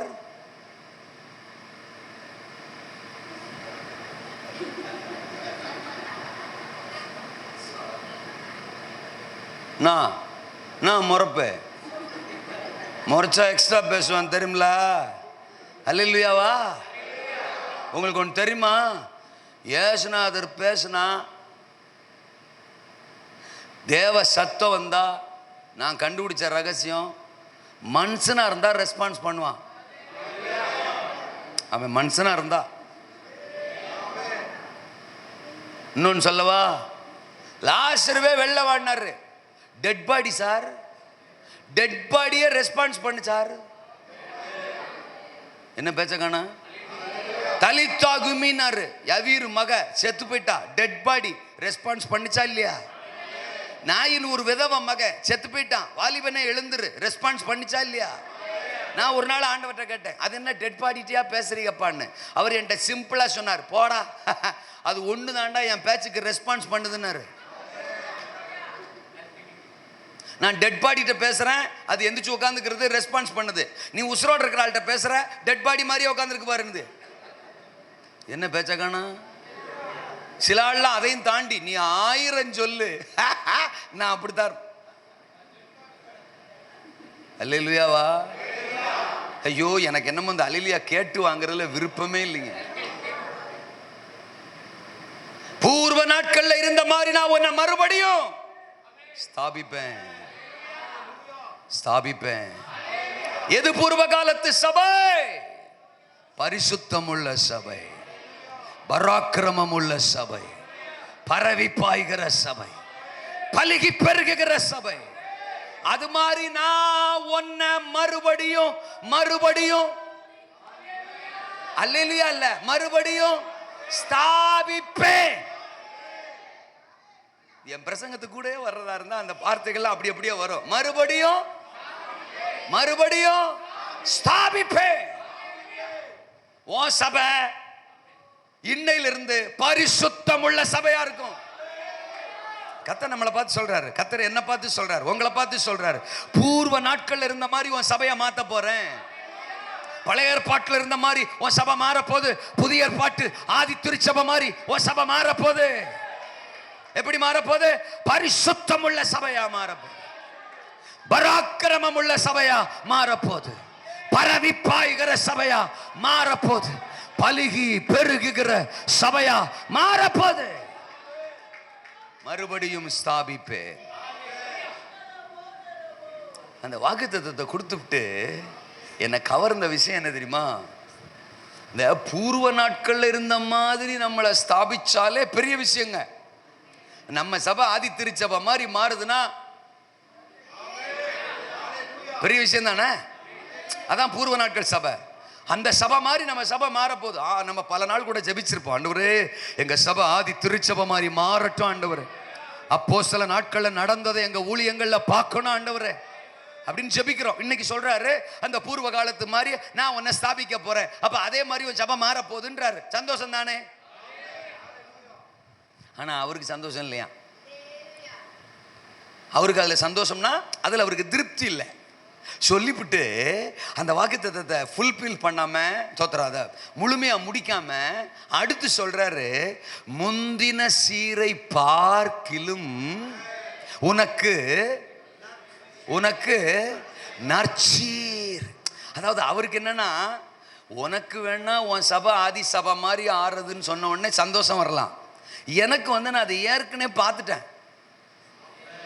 அந்த ஆசீர்வாதத்தை நான் ஏற்கனவே, அந்த பெருக்கத்தை நான் ஏற்கனவே பார்த்துட்டேன்.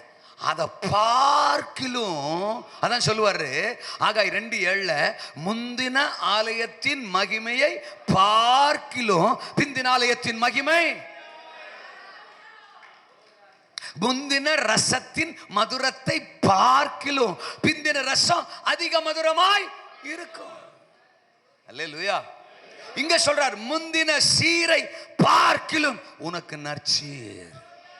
நீங்கள் நம்ப கூடுமானால் நான் தைரியமாக தீர்க்க தரிசனமாக சொல்கிறேன், இனி வருகிற நாட்களில் நம்முடைய ஊழியங்கள் ஆதி திருச்சபை ஊழியங்களை விட, இதற்கு கைத்தட்டினவங்க அதை ரிசீவ் பண்ணுவாங்க, ஆதி திருச்சபை நாட்களை விட, ஆதி திருச்சபை ஊழியத்தை விட நம்ம ஊழியம் மகிமையுள்ளதா, பெருகுகிறதா, அற்புதமானதா, ஆசீர்வாதமானதா, முந்தின சீரை பார்க்கிலும் நற்சீர் தேவன் தரப்போறார். அல்லேலூயா. இவ்வளோ பெரிய ஆலயம் கட்டி போட்டிருக்கிறாங்க, இது பத்தாதுன்னு இன்னும் கட்டுறாங்களாம். அல்லேலூயா சொல்லுங்க. அப்போ நான் ஒன்று சொல்லட்டா, ஐயா எத்தனை கட்டுனாலும் சரி தோத்துறோம், இன்னும் கட்ட வேண்டியதா இருக்கிற அளவுக்கு கர்த்தர் அறுவடைய திரளா தரப்போறாரு. லட்சக்கணக்கில் ஜனங்கள் சபையை நோக்கி ஓடி வர போறாங்க. இன்னொரு வசனம் சொல்லட்டுமா? ஏசாயா 2:2 ஏசாயா 2:2 கடைசி நாட்களில் ஆலயமாகிய பர்வதங்களின் கொடுமுடியில் ஸ்தாபிக்கப்பட்டு மலைகளுக்கு மேலாய் உயர்த்தப்படும், எல்லா ஜாதிகளும் அதற்கு ஓடி ஓடி. இதான் அந்த கடைசி நாட்கள். எல்லாவற்றையும் விட கர்த்தர் சபையை உயர்த்த போறாரு. என்ன பேச்சக்கானா? உலகத்தில் இருக்கிற எல்லா மலையை விட சபையை கர்த்தர் உயர்த்த போறாரு. பிரபலமான இடங்கள் தோத்திர இந்தியாவில் எங்கெங்க இருக்கு அப்படிலாம் இன்னைக்கு பேசுறாங்கல்ல, அது எல்லாத்தையும் தாண்டி சபை தான் நம்பர் 1 இருக்க போகுது. சட்ட சபையை விட, பாராளுமன்றத்தை விட சபை தான் தேசத்துல நம்பர் 1 இருக்க போகுது. அந்த சபையை தேடி நூற்றுக்கணக்கில், ஆயிரக்கணக்கில், லட்சக்கணக்கில் ஜனங்கள் ஓடி வர போறாங்க. பூர்வ நாட்களில் இருந்த மாதிரி சபையை ஸ்தாபிக்க போறார். அதோட நிறுத்தாம முந்தின சீரை பார்க்கிலும் நற்சீரை கர்த்தர் சபைக்கு தர போறார். ஆமென். அல்லேலூயா. உங்களை பரிசுத்தாவியானவர் மட்டும்தான் காப்பாற்றணும். 1-2 பேர் இவ்வளவு பரவசமான நேரத்திலையும் உங்களால் தூங்க முடிகிறது என்றால் உங்களை பரிசுத்தாவியானவர் மட்டும்தான் காப்பாற்றணும். அல்லேலூயா சொல்லுங்க. அப்போ வேற உங்களை காப்பாற்ற யாரால்? அது என் தகப்பன் முன்னாடி உட்காந்துருக்கிறாங்க தோத்துறான், வயசு முதிர்ந்தவர், அவர் கூட உற்சாகமாக தோத்துறான். ஒன்று உறங்கணும்னா அவர் தான் உறங்கணும் தோத்துறான். இங்கே உட்காந்துருக்கிற டிக்கெட்டில் தோத்துறோம், உறங்கணும்னா முதல்ல அவர் தான் உறங்கணும். ஆனால் அவர் நல்லா ஆமேன்னு சொல்லிக்கிட்டு வாயை திறந்து தோத்திரம் சொல்லிக்கிட்டு தோத்திரம் உட்காந்துட்டு இருக்கிறாரு சந்தோஷமா. அதை தாண்டி நீங்கள் தூங்குறீங்கன்னா, கிருபை பெற்றவளே, கிருபை பெற்ற என் சகோதரா, நீங்கள் வாழ்க. அல்லேலூயா. உங்கள் ஜனத்தையும் பரிசுத்தாவியானவர் தான் காப்பாற்றணும். அல்லேலூயா சொல்லுங்க.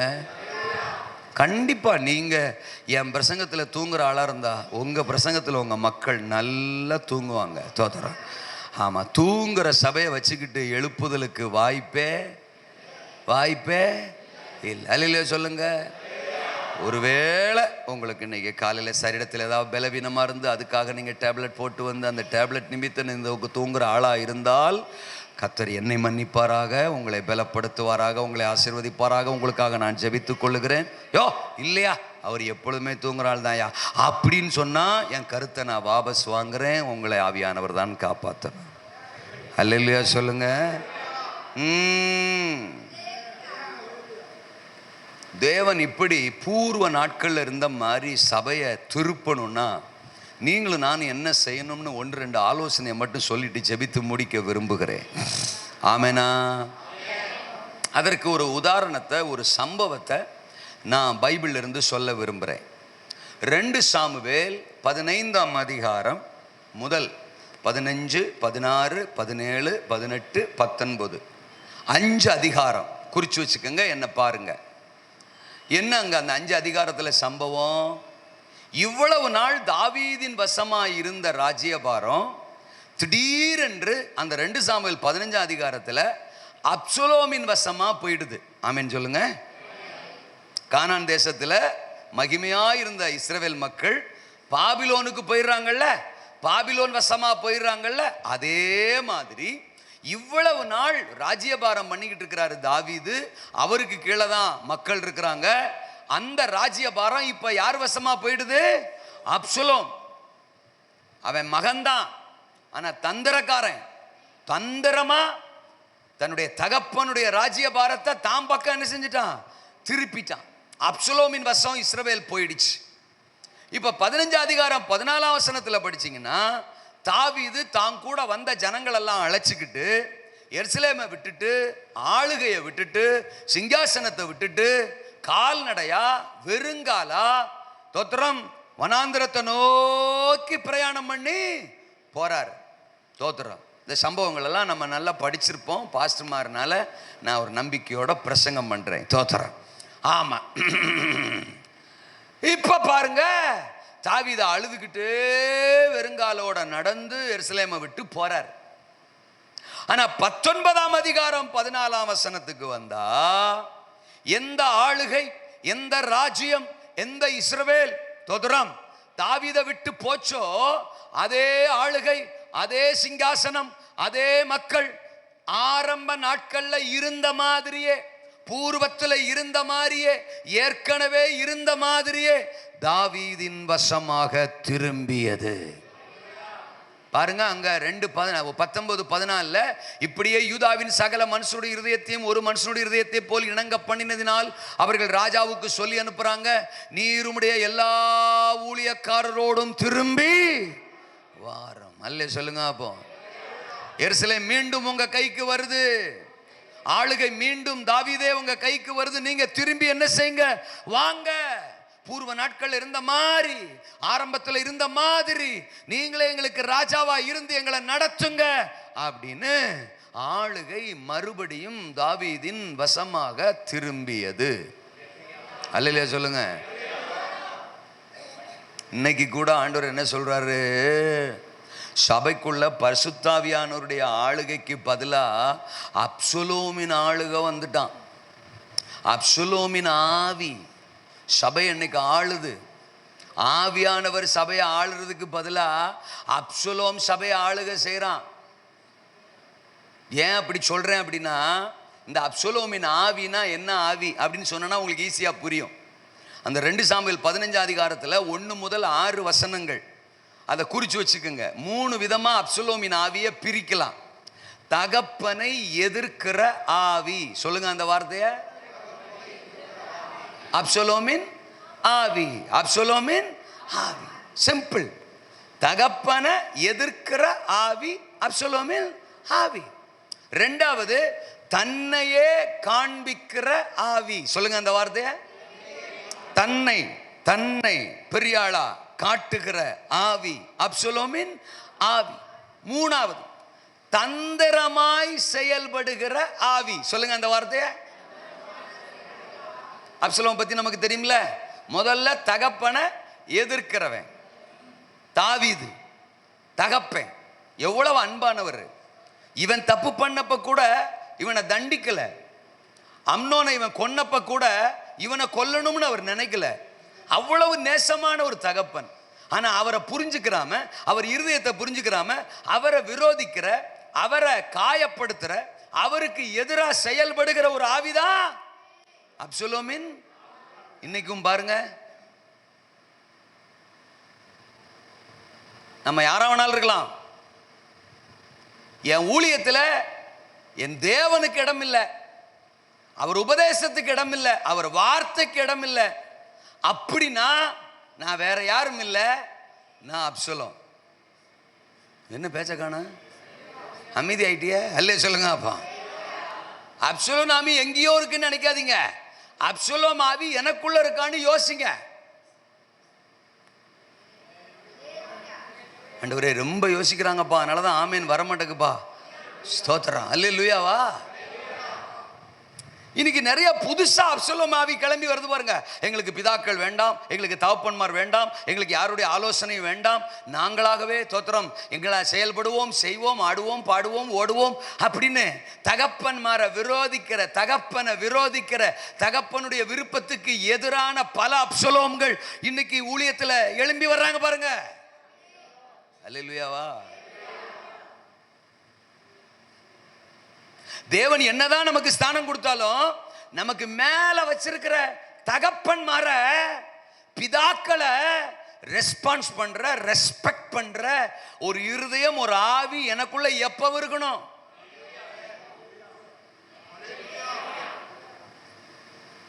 எடுத்தோங்க அவுத்தோம் இல்ல ஊழியம். நானே ராஜா நானே மந்திரி இல்ல சார் ஊழியம். அல்லேலூயா. எனக்கு மேல ஒருத்தர், எனக்கு 80 வயசு நிறைஞ்ச ஒரு தகப்பன் இருக்கிறார். தோத்திரம். இன்னைக்கும் நான் அவருக்கு அசிஸ்டன்ட் தான். நான் போற இடங்களுக்கெல்லாம் எங்க அப்பா போக மாட்டாரு. நான் பிரயாணம் பண்ற மாதிரிலாம் எங்க அப்பா பிரயாணம் பண்ண மாட்டாரு. என்னை பத்தி ஊர் உலகத்துல தெரிஞ்ச மாதிரி எங்க அப்பா பத்தி யாருக்கும் தெரியாது. எங்க அப்பா ஒரு சின்ன வட்டம், ஒரு சின்ன கிராமம், அதுலதான் ஊழியம் செய்றாரு. ஆனா அவரை நான் தகப்பனாய் பெற்றதினால் நான் பாக்கியவான். என் பிரசங்கத்தை ரொம்ப விரும்புவார். ஆனா அதே சமயத்துல சத்தியம், உபதேசம், அதுல என்னைக்கு நீ பெண்ட் ஆக கூடாது அப்படின்னு என்ன பெண்ட் எடுத்துருவாரு. தோதரா. அவர் என்னை வளர்த்த விதம், அவர் எனக்கு கற்றுக் கொடுத்த உபதேசம், அவருடைய கண்டிப்பு, அவருடைய வளர்ப்பு என்ன இன்னைக்கு பல ஆயிரங்களுக்கு ஆசீர்வாதமா வச்சு. இன்னைக்கும் அவர் ஆலோசனை இல்லாம நான் எதையும் செய்யறது இல்லை. அவர் கிழிச்ச கோட்டை நான் தாண்ட ஒரு நாளும் முயற்சிக்கிறது இல்லை. இருக்கீங்களா? அப்சலோமின் ஆவி தகப்பனை எதிர்க்கிற ஆவி, தகப்பனுக்கு விரோதமான ஆவி. ரெண்டாவது அப்சலோமின் ஆவி சொன்னேன். தோத்திரம். என்ன சொன்னேன்? தன்னையே காட்டுறது. இவன் என்ன செய்வானா? அப்படியே ஒலிமுக வாசல்ல போய் நின்னுப்பானா, அரண்மனை வாசல்ல போய், எருசலேமின் வாசல்ல போய் நின்னுக்குருவானா. ஆமாம் நான் இருக்கேன், வாங்க, நான் தான் ராஜகுமாரன், தெரியுமா உங்களுக்கு, நான் தான். சோதரம். அவர் சும்மா வேஸ்ட்டு. அங்கே உள்ளேலாம் நீங்கள் போனீங்கன்னா ஏன் அளவுக்குலாம் அங்கே ஞானமான ஆட்கள், உங்கள் காரியத்தை விசாரிக்கிற ஆட்கள்லாம் கிடையாது. நான் அப்படியே பாடினேன்னு வச்சுக்கோங்க, நான் அப்படியே நடத்தினு வச்சுக்கோங்க, நான் அப்படியே ஆட்டம் போட்டேன்னு வச்சுக்கோங்க, நான் அப்படியே புகை போட்டேன்னு வச்சுக்கோங்க, நான் அப்படி என்ன, நான் திறமை, நான் இப்படியே சொல்லிட்டு இருப்பானா. யாரு? அப்சலோம். தன்னை காட்டுகிற ஆவி, அப்சலோம் ஆவி. பவுல் சொல்றார், நாங்களோ எங்களை பிரசங்கியாமல் கிறிஸ்து இயேசுவை பிரசங்கிக்கிறோம். அல்லேலூயா சொல்லுங்க. Hello. It's not the place for the performance. என் பெர்ஃபார்மன்ஸை காட்டுறதுக்கான இடம் இல்லை இது. என் திறமையை காட்டுறதுக்கான இடம் இல்லை இது. நான் யாருன்னு காட்டுறதுக்காக என் கையில் ஆண்டவர் மைக்க கொடுக்கல. நான் யாருன்னு காட்டுறதுக்கு இந்த 1.5 மணி நேரத்தை தேவன் எனக்கு தரல. சொல்லுங்க சார்.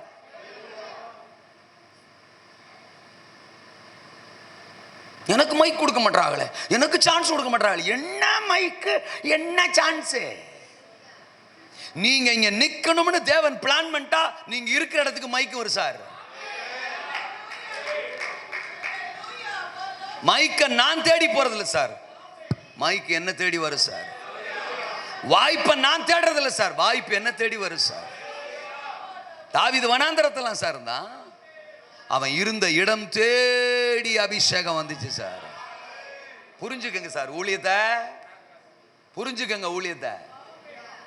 உடனே கோவம் வந்துடுது, எனக்கு சான்ஸ் கொடுக்கல, எனக்கு வாய்ப்பு கொடுக்கல. என்ன கோவம்? எனக்கு சான்ஸ், எனக்கு சான்ஸ். அந்த எனக்கு அது சாகணும். நான் பிரசங்கம் பண்ணி, நான் ஊழியம் பண்ணி, நான் ஆராதனை பண்ணி, நான் ஜெபம் பண்ணி,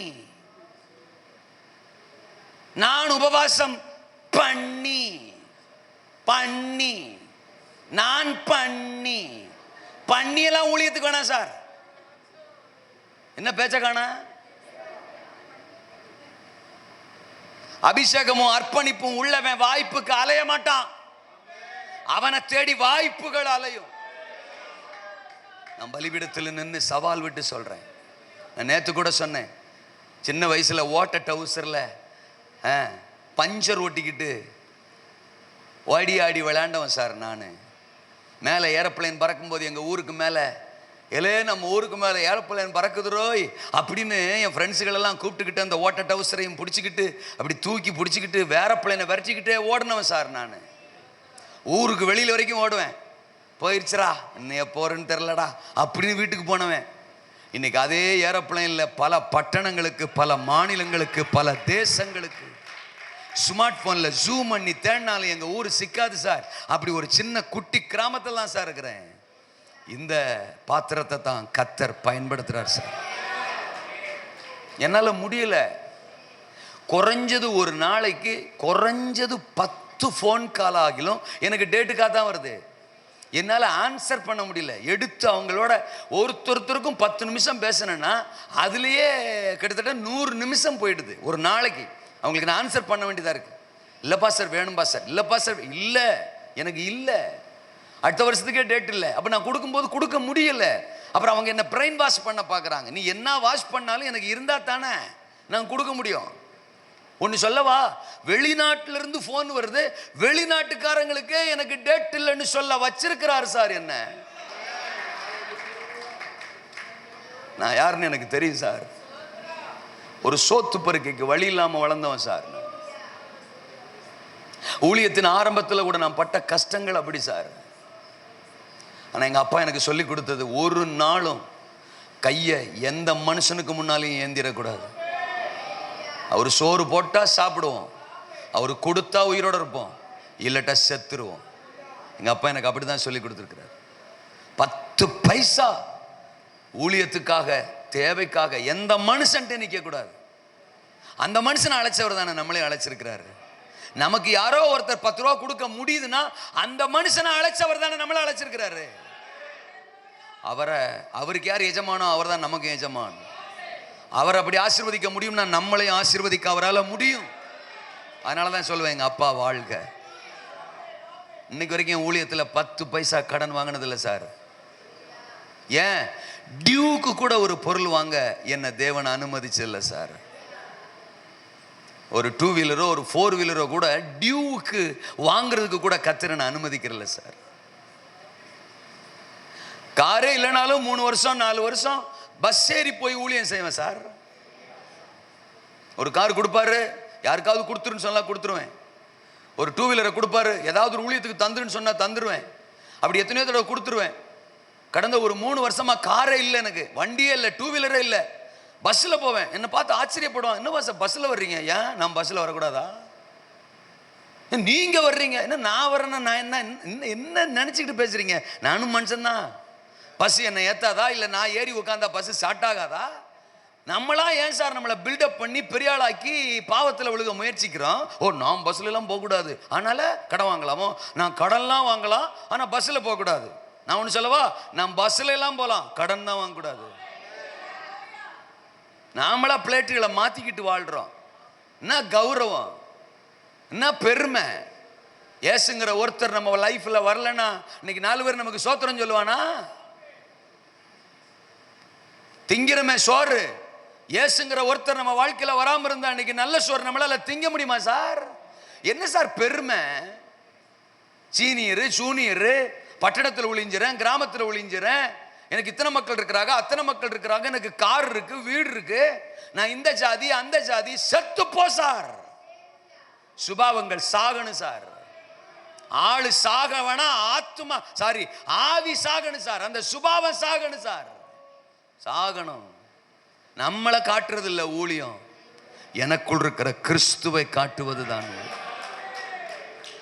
அவர் வார்த்தையை காட்ட, அவர் சுபாவத்தை காட்ட, அவரை காட்டத்தான் என்ன அபிஷேகம் பண்ணி வச்சிருக்கிறார். என்ன காட்டுறதுக்கு இல்லை. அப்சலோம் ஆவி தன்னை காட்டும், தன்னை காண்பிக்கிற ஆவி. 3வது தந்திரத்தால், தந்திரமாய் செயல்படுகிற ஆவி.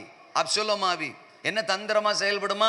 அப்படியே அவங்க அப்பா பக்கம் ஆளுக போயிடக்கூடாதுன்னு ஒருத்தரையும் போய் அப்படியே கட்டி தழுவி அவங்கள முத்தமிட்டு தந்திரமா தாம் பக்கம் இழுப்புவானா, இழுத்துக்குருவானா. ஊழியத்தில் இந்த தந்திரத்துக்கெல்லாம் இடம் கிடையாதுங்க. ஆத்துமாவை தந்திரமாலாம் சேர்க்க முடியாது. அல்ல சொல்லுங்க. அப்போ பில்டிங் நல்லா இருக்கணும், இது ராஜாவின் மாளிகை. அல்ல சொல்லுங்க. அப்போ பில்டிங்ல சேர் போடலாம், நல்லது, தோத்தரான். பில்டிங்ல ஏசி போடலாம், நல்லது, தோத்தரான். பில்டிங்கை அழகுபடுத்தலாம், நல்லது. ஆனா இப்படிலாம் பண்ணாதான் ஆத்துமாக்களை இழுக்க முடியும்னு நினைக்கிறது கெட்டது. என்ன பேச்ச காண? ஆத்துமாவை இழுக்கிறது சுவிசேஷம்தான். ஆத்துமாவை இழுக்கிறது இயேசுவின் நாமந்தான், இயேசுவின் வல்லமை தான். ஏன் நம்ம அப்பா அம்மாரு ஊழியம் செஞ்சப்போ, நம்ம தகப்பன்மாரு ஊழியம் செஞ்சப்போ, நம்ம பிதாக்கள் ஊழியம் செஞ்சப்போ இந்த மாதிரி பில்டிங் எல்லாம் கிடையாத, ஏசி எல்லாம் கிடையாத, நல்ல தளம் கிடையாத. ஏன் நாம வளர்ந்த சபைகள்ல சாணி தெருல உட்காந்து கத்தரை ஆராதிக்கல? வார வாரம் முழங்கால நின்று ஆராய்ச்சிட்டு வரும்போது முட்டியெல்லாம் வீங்கி போய் ரத்த காயத்தோட நம்ம வரல. அன்னைக்கு நம்ம ஆராதிச்ச திருப்தி இன்னைக்கு கிடையாது தெரியுமா? அன்னைக்கு ஓலை கொட்டாய்க்குள்ளேயும் சாணித்தரைக்குள்ளேயும் நம்மளோட உருண்டு பரண்ட ஆவியானவர் இன்னைக்கு பெரிய பெரிய அட்மாஸ்பியருக்குள்ள வர்றதே இல்லை தெரியுமா? தந்துரம். இந்த ஸ்ட்ராட்டஜிக்ஸ்னு ஒன்று சொல்லுவாங்க, நான் அதை மதிக்கிறேன், இல்லைன்னு சொல்லலை.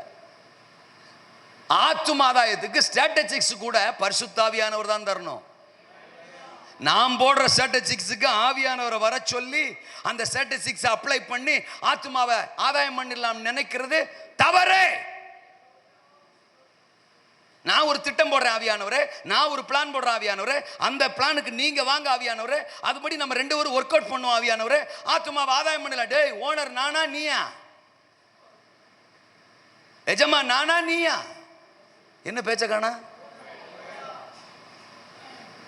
நான் பைபிள் காலேஜ் முடிச்சுட்டு வந்த உடனே சபையை வளர்த்துடணும், ஊழியத்தை வளர்த்துடணும், ஆத்துமாதாயம் பண்ணணும்னு பயங்கர துடிப்பு, தோத்துறான்.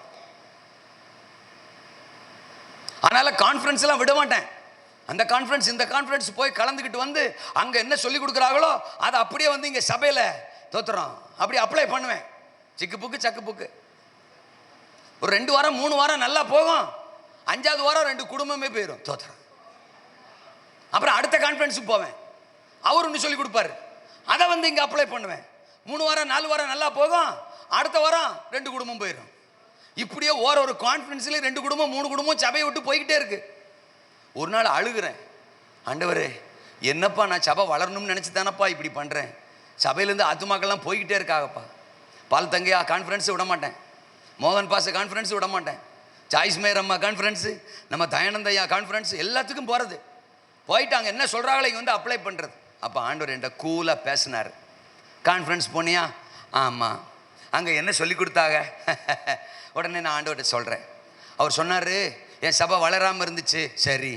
நான் தேவ சமூகத்தில் போய் அழுதேன், ஜெபம் பண்ணேன், சரி. அப்போ இந்த மாதிரி ஒரு திட்டத்தை எனக்கு ஆண்டவர் கொடுத்தாரு, சரி.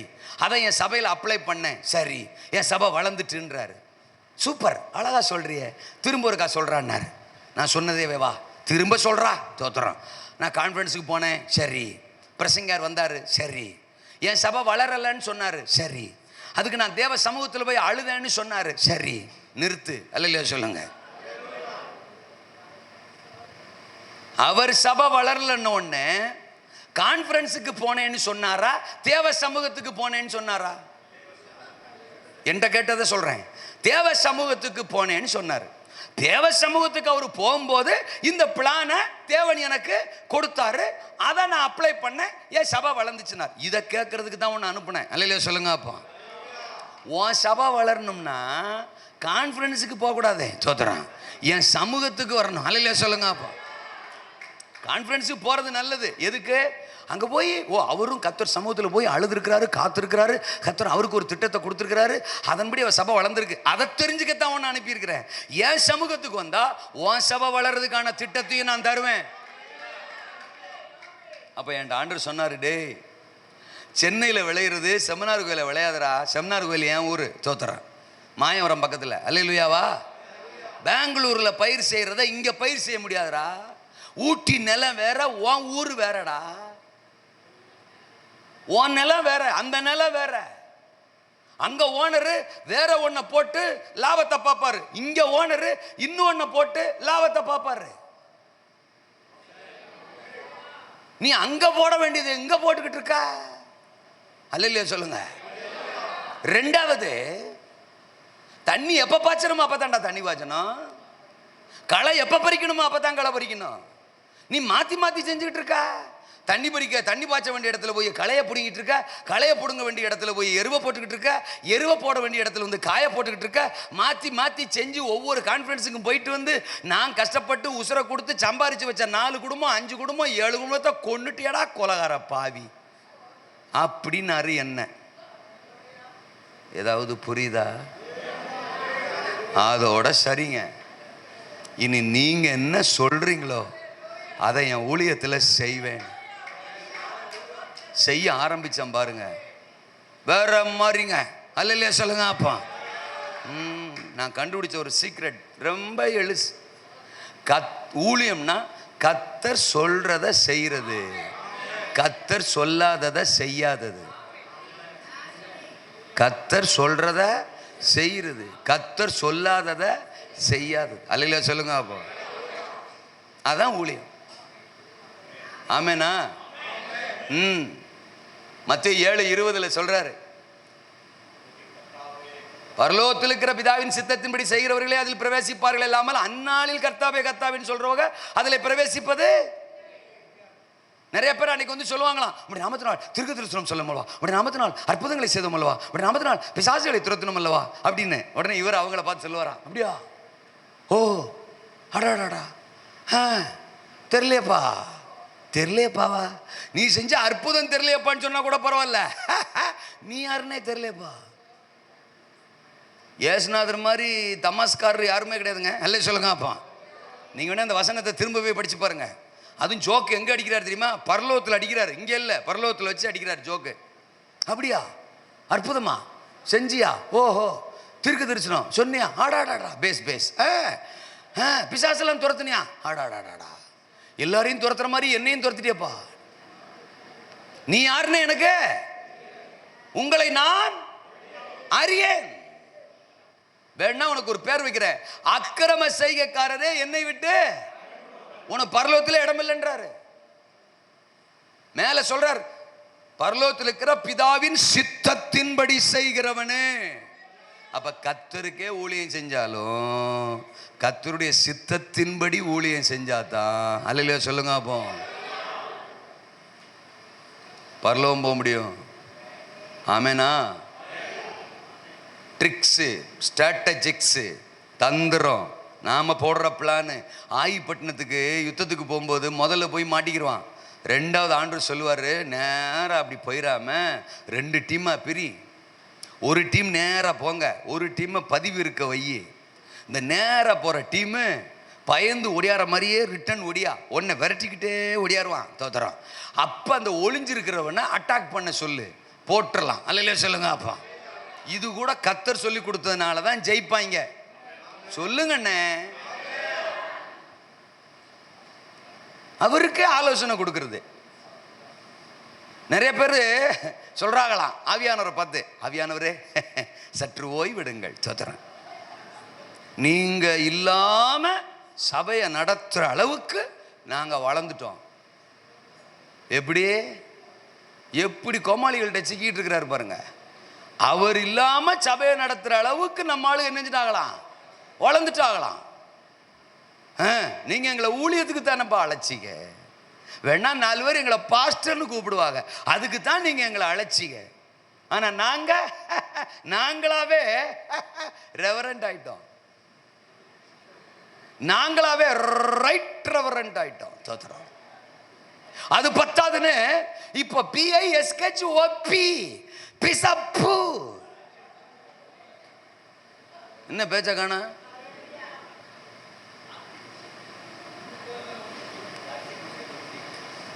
ஐயோ ராஜா, திறமைதான், திறமை. அவர் சொல்றாரு, தீர்க்க தரிசனம் சொன்னாலு, பிசாச துரத்தினாலு, அற்புத அடையாளம் செஞ்சாள். இவங்கெல்லாம் யாருங்க? அப்போ செஞ்சிருக்காங்க ஊழியம், அற்புத அடையாளம் அவங்க மூலம் நடந்திருக்கு, தீர்க்க தரிசனம் சொல்லியிருக்காங்க, பிசாச துரத்திருக்காங்க. நான் நினைக்கிறேன் பிரபலமான ஆளுங்க அவங்கெல்லாம். ஏன்னா இவ்வளவும் செஞ்ச ஆளா பிரபலமான ஆளா தான் இருக்கணும். இந்த பிரபலமான ஆளே பரலோகத்தில் போய் நிற்கும் போது உனக்கு லெஃப்ட் ஹேண்ட் சைடு, அல்ல சொல்லுங்க அப்பா, உனக்கு ரைட்ல இடம் இல்லை, லெஃப்ட்ல போ, நீ யாருன்னே எனக்கு தெரியாதுன்னு சொல்லுவாராம். அவங்களுக்கே அந்த கதினா எசரத்தன் ஜெயம் ஆமீன் அல்ல இல்லையா? இல்லை நான் கேட்க, என்ன நான் பிசப்புன்னு சொல்றதுனால பேய் ஓடிருமா? நான் ரெவரண்ட்டுங்கிறதுனால 10 பேர் வந்து நீங்க ரெவரண்ட் அதனால நான் ஞானசானம் எடுத்துக்கிறேன் அப்படின்னு சொல்ல போறானா? இல்லை கேட்க. நான் பிஷப்பெல்லாம் நான் குத்தப்படுத்தலைங்க. இருக்கட்டும், ஒரு 2 பேர் இல்லை 2 பேர் 10 இல்லையா, ஒரு 4 பேராவது இருக்கட்டும். அம்புட்டு பேருமா பிஷப்பு. பிஷப்புனா அதுக்கு ஒரு வயசு வேணாம், அதுக்குன்னு ஒரு தகுதி வேணாம், ஒரு அனுபவம் வேணாம். எத்தனை வருஷம் ஊழியம் செஞ்சிருக்கிறாங்க, எத்தனை சபைகள் அவங்களுக்கு கீழே இருக்கு. ஒரு கண்காணி, பிஷப்னா கண்காணி இருக்கட்டும். 28 வயசுலயுமா பிஷப்ப? அப்ப அதான் ஸ்டான்லி கண்ட்ரோலா பேசுறா. அல்லேலூயா சொல்லுங்க. இல்ல கொஞ்சம் யோசிங்க. இங்க எழுப்புதல் இன்னும் நடக்கல, இன்னும் அறுவடை இன்னும் நடக்கல, இன்னும் ஜனங்கள் தேவன் பக்கம் திரும்பல. பிஷப்பு இல்ல பொம்பளையாள் வேற பிஷப்பா, பிஷப்பி. நல்லா எடுங்கம்மா, தோத்துறோம். Very good. பிஷப்பு பிஷப்பி என்னன்னு கேட்க. அல்லேலூயாவா? தன்னை காட்டுகிற ஆவி அப்சலோமின் ஆவி, தந்திரமா செயல்படுற ஆவி அப்சலோமின் ஆவி, தகப்பனை விரோதிக்கிற ஆவி அப்சலோமின் ஆவி. இந்த ஆவி செத்தா, அல்லேலூயா சொல்லுங்க. அப்போ ஆளுக திரும்பும். ஆமென் சொல்லுங்க. அப்போ தாவீது லைஃப்ல இருந்து பேச நிறைய இருக்கு, பட் எனக்கு டைம் இல்லை, நான் முடிக்கிறேன். அல்லேலூயா சொல்லுங்க. அப்போ ஆமெனா. அப்சலோமின் ஆவி சாகட்டும். அல்லேலூயா சொல்லுங்க. அப்சலோமின் ஆவி. அப்சலோம் சாகும்போது தாவீது அழுகிறான். தாவீது என்ன செய்யறான்? அழுகிறான். தோத்துறான். அந்த 18ஆம் அதிகாரத்தின் கடைசி வசனம், 19ஆம் அதிகாரத்தின் முதல் வசனம், 2 சாமுவேல் 18 கடைசி 19 1. அப்சலோமுக்காக அழுகிறான். யாரு?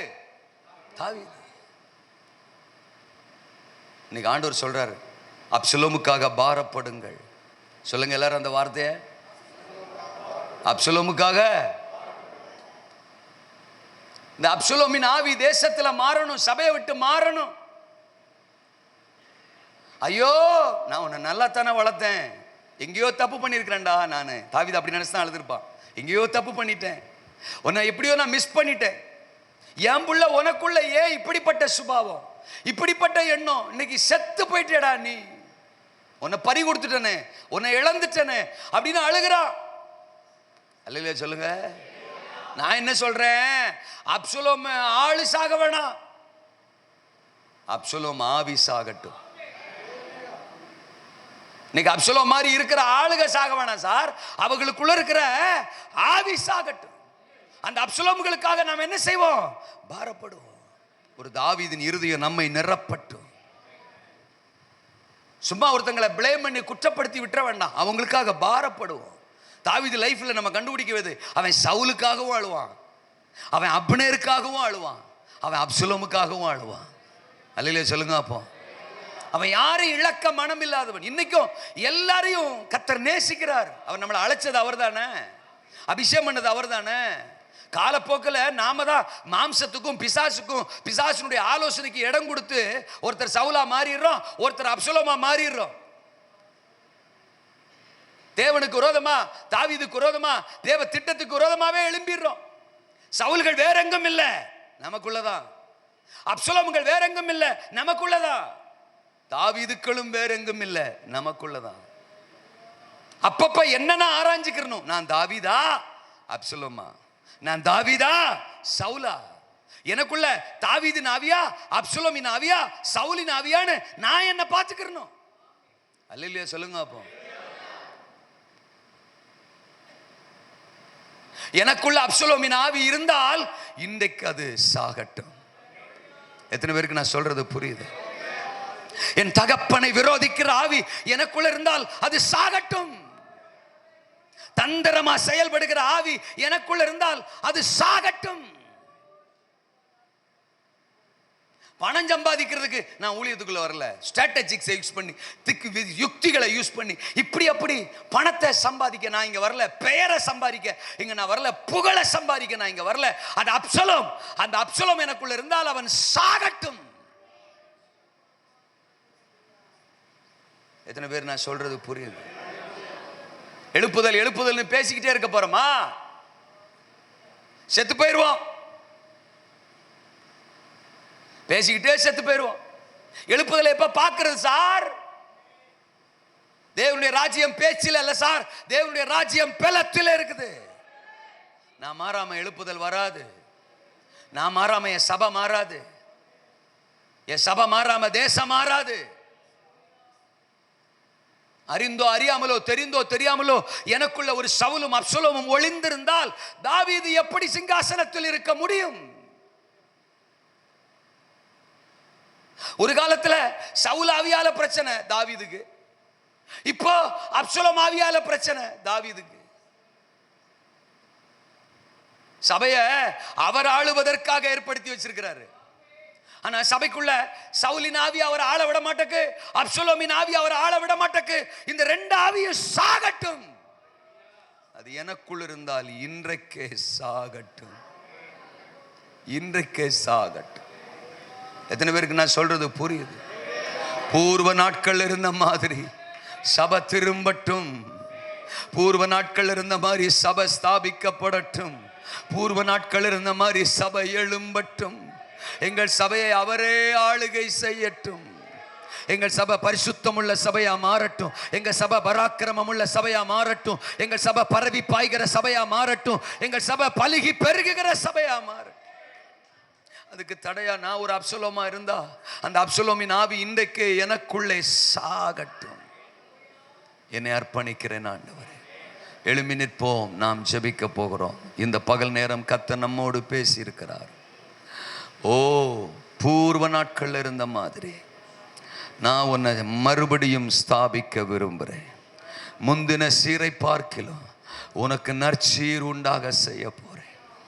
சபைக்கு விரோதமான சவுலின் ஆவிகள் அழிய போது, சபைக்கு விரோதமான அப்சலோமின் ஆவிகள் அழிய போது, ஏற்கனவே தாவீதின் வசமாய் இருந்த மாதிரியே ராஜ்யபாரம் திரும்பவும் ஸ்தாபிக்கப்பட போகுது. எஸ், ஹல்லேலூயா, ஹல்லேலூயா. ஆதி திருச்சபை மாதிரி நம்ம சபை திரும்பவும் ஸ்தாபிக்கப்பட போகுது. பூர்வ திருச்சபை மாதிரி நம்ம சபை மறுபடியும் ஸ்தாபிக்கப்பட போகுது. அதுக்கு தடையா இருக்கிற அப்சலோமின் ஆவிகள் இந்த பகல் நேரம் அழிகிறது. ரபாலா கதாராமா சகதனா. இன்றைக்கு ஒரு தீர்மானம். தகப்பனை எதிர்க்கிற, தகப்பனை பகைக்கிற, தகப்பனை காயப்படுத்துகிற எந்த ஒன்றும் என் ஊழியத்தில் வேண்டாம்ப்பா, என் ஊழியத்தில் வேண்டாம்ப்பா, எனக்குள்ள வேண்டாம்ப்பா. இன்றைக்கு எங்களை அர்ப்பணிக்கிறோம், இன்றைக்கு என்னை அர்ப்பணிக்கிறேன் அப்படின்னு சொல்லுகிறவர்களை தேவன் எதிர்பார்க்கிறார்.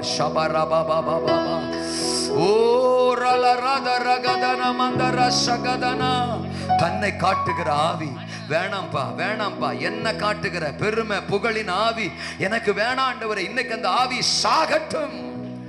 S my lord. ஓ ரியாதா ராகாதா லகரா ரிபா பாபா பாபா. அப்சலோமுக்காக நாங்கள் பாரப்படுகிறோம். அப்சலோமுக்காக நாங்கள் அழுகிறோம். அப்சலோம் ஆண்டவரே தோத்துறோம், தோத்துறோம். அப்சலோமின் சுபாவங்கள் அகற்றப்பட நாங்கள் பாரப்படுகிறோம் ஆண்டவரே. நன்றி ஆண்டவரே, நன்றி ஆண்டவரே, நன்றி ஆண்டவரே, நன்றி ஆண்டவரே. 15ஆம் அதிகாரம் 2 சாமுவேல் 15ஆம் அதிகாரம் 14ஆம் வசனத்துல தாவீதுக்கு இந்த சூழ்நிலைகள் அனுமதிக்கப்பட்டப்போ அவன் தன்னோடு கூட வந்தவர்களை அழைத்து கொண்டு, கர்த்தர் இந்த சூழ்நிலையை அனுமதிச்சிருக்கிறாரு. நமக்கு அனுமதிக்கப்பட்டதுல நாம பயணம் செய்வோம். ஆளுக திரும்பவும் கர்த்தர் காரியத்தை செய்வார். அப்சலோமை அகற்றுவார். தேசத்தில் அவர் திட்டத்தை நிறைவேற்றுவார். ஆளுகை திரும்பும். ஆரம்ப நாட்கள் திரும்பும். பூர்வ நாட்கள் திரும்பும். அந்த நாட்களை நாம பார்ப்போம். இப்ப ஒண்ணு செய்வோம். கர்த்தர் நமக்கு அனுமதிச்சதுல, நமக்கு கொடுத்திருக்கிற பாதையில, தேவன் தந்த ட்ராக்ல நாம பயணிப்போம் அப்படின்னு சொல்லி தாவீது தன்னோடு வந்தவர்களை அழைத்து கொண்டு தேவன் அனுமதிக்கிறதுல பயணித்தான். கர்த்தர் ஆளுகையை திரும்ப பண்ணினார். நமக்கு கொடுக்கப்பட்ட ஊழியம், நமக்கு கொடுக்கப்பட்ட அழைப்பு, நமக்கு கொடுக்கப்பட்ட தரிசனம், நமக்கு கொடுக்கப்பட்ட மக்கள், அதுல பயணிப்போம், அதுல பயணிப்போம். அவங்கள மாதிரி எனக்கு ஊழியம் இல்லையே, இவங்கள மாதிரி எனக்கு ஊழியம் இல்லையே அப்படி சொல்லாதீங்க. அவங்களுக்கு பட்டணத்துல கொடுத்துட்டார், எனக்கு கிராமத்துல கொடுத்துட்டார் சொல்லாதீங்க. அவங்களுக்கு நல்லா கொடுக்கிற மக்களை கொடுத்துட்டார், எனக்கு கஷ்டப்படுற மக்களை கொடுத்துட்டார் சொல்லாதீங்க. அப்சலோம் கூட ஒரு கூட்டம் நின்னுச்சு, அதை பத்தி தாவீது யோசிக்கல. தாம் கூட ஒரு கூட்டம் வந்துச்சு பாருங்க, அந்த கூட்டத்தை அழைச்சுக்கிட்டு அவர் டிராவல் பண்றாரு. உங்க கூட கொடுத்த மக்களோட நீங்க பயணப்படுங்க. உங்களுக்கு கொடுத்த அழைப்புல நீங்க பயணப்படுங்க. உங்களுக்கு கொடுத்த தரிசனத்துல நீங்க பயணப்படுங்க. உங்களுக்கு கொடுத்த ஊருக்காக ஸ்தோத்திரம். இன்னொருத்தரோட கம்பேர் பண்ணி ஒரு நாள் உங்களை நீங்க பலவீனமா நினைக்காதீங்க. ஒன்னு சொல்லட்டுமா, உங்க ஏரியாவில் இருக்கிற எதிரிக்கு நீங்க தான் சரியான தாவீது. அதனாலதான் உங்களை நம்பி அந்த இடத்துல உங்களை வச்சிருக்கிறாரு. நீங்க நினைக்கிற பாருங்க, அவங்க இவங்கன்னு, அவங்கெல்லாம் உங்க இடத்துக்கு வந்தா வண்டி ஓடாது, புரிஞ்சுக்கங்க. அவங்க இங்க வந்தாங்கன்னா ஊழியம் நடக்காது. அவங்க அங்கதான் சரி, உங்க இடத்துக்கு நீங்க தான் சரி. எஜமா உங்களை நம்பி இருக்கிறாரு, நீங்க சரியான ஆளு, அதனாலதான் அந்த இடத்துல உங்களை வச்சிருக்கிறாரு. அங்க இருக்கிற கோலியாத்த, அங்க இருக்கிற எசபேல, அங்க இருக்கிற அந்தகாரத்தை, தாகோன நீங்க தான் வீழ்த்த முடியும். உங்களுக்கு எதிரான அப்சலோம் விழுவான், உங்களுக்கு எதிரான கோலியாத்து விழுவான், உங்களுக்கு எதிரான சவுல் விழுவான். உங்க ஆளுக திரும்பும். பூர்வ நாட்கள்ல இருந்த மாதிரி உங்க ஊழியம் எழும்பும், உங்க சபை எழும்பும், உங்க சபை எழும்பும். ஷாபா ராபா தலா கரா மராபா. உங்களுக்கு எதிராக எத்தனை அம்சலம் வந்தாலும், உங்களுக்கு எதிராக எத்தனை சவுல் வந்தாலும், உங்களுக்கு எதிராக எத்தனை கோலியாத்து வந்தாலும் கர்த்தர் அழிப்பார். கர்த்தர் அழிப்பார். சபையே நீ பயப்படாதே, நீ பராக்கிரமம் உள்ள ஜனம், பயப்படாதே. ஆளுக திரும்பி வரப்போது. ஆதி திருச்சபை மாதிரி ஒரு சபையை மாத்த போறேன்.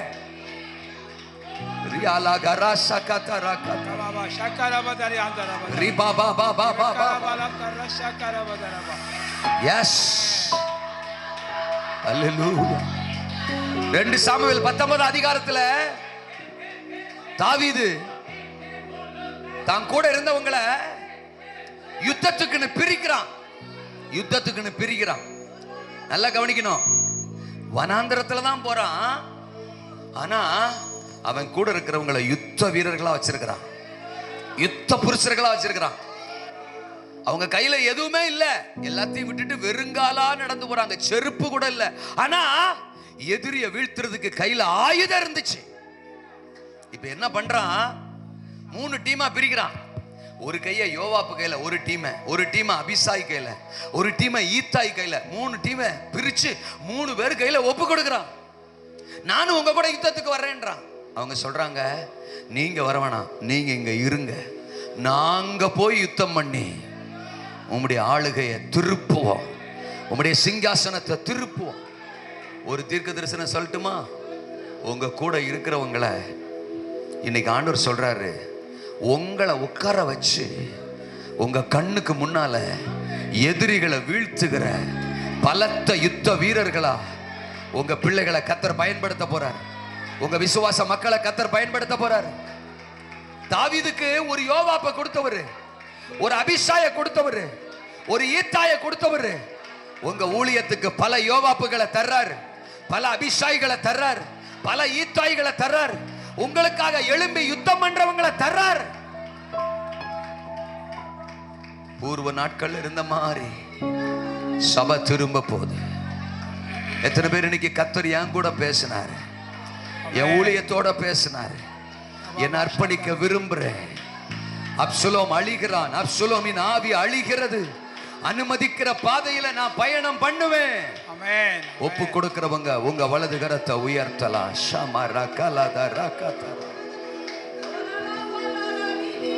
ரெண்டு விஷயம் நான் சொல்லிட்டேன். அப்சலோமின் ஆவி அழியட்டும், அனுமதிப்பதில் பயணிப்போம், ஆளுகை திரும்பும். அப்சலோமின் ஆவி அழியட்டும், அனுமதிப்பதில் பயணிப்போம், ஆளுகை திரும்பும். பூர்வ நாட்கள் இருந்த மாதிரியே சகலமும். பரலோகத்தின் நல்ல தகப்பனே, எங்களோடு பேசின ஜீவனுள்ள வார்த்தைகளுக்காக உங்க ஊழியர்களப்பா, அழைக்கப்பட்ட ஊழியர்களப்பா, அபிஷேகிக்கப்பட்ட பாத்திரம். பூர்வ நாட்கள் இருந்த மாதிரியே உன் சபையை நான் மறுபடி ஸ்தாபிக்க போறேன். முந்தின சீரை பார்க்கில உனக்கு நற்சீர் தர போறேன். அந்த வார்த்தையை நிறைவேற்றுங்கப்பா. அப்சலோமின் ஆவி அழிய போகிறது. எங்களுக்கு அனுமதிக்கிற பாதையில நாங்க பயணிக்க போறோம். சகலமும் திரும்பி வரப்போது. இவர்கள் ஒவ்வொருவரையுடைய குடும்பங்களையுடைய ஊழியங்களையுடைய எல்லைகளையும் தரிசனங்களையும் ஆசீர்வதியும். உங்க நாம மகிமைப்படட்டும். இயேசுவின் நாமத்தில் ஜெபிக்கிறோம் எங்கள் நல்ல பிதாவே. ஆமென்.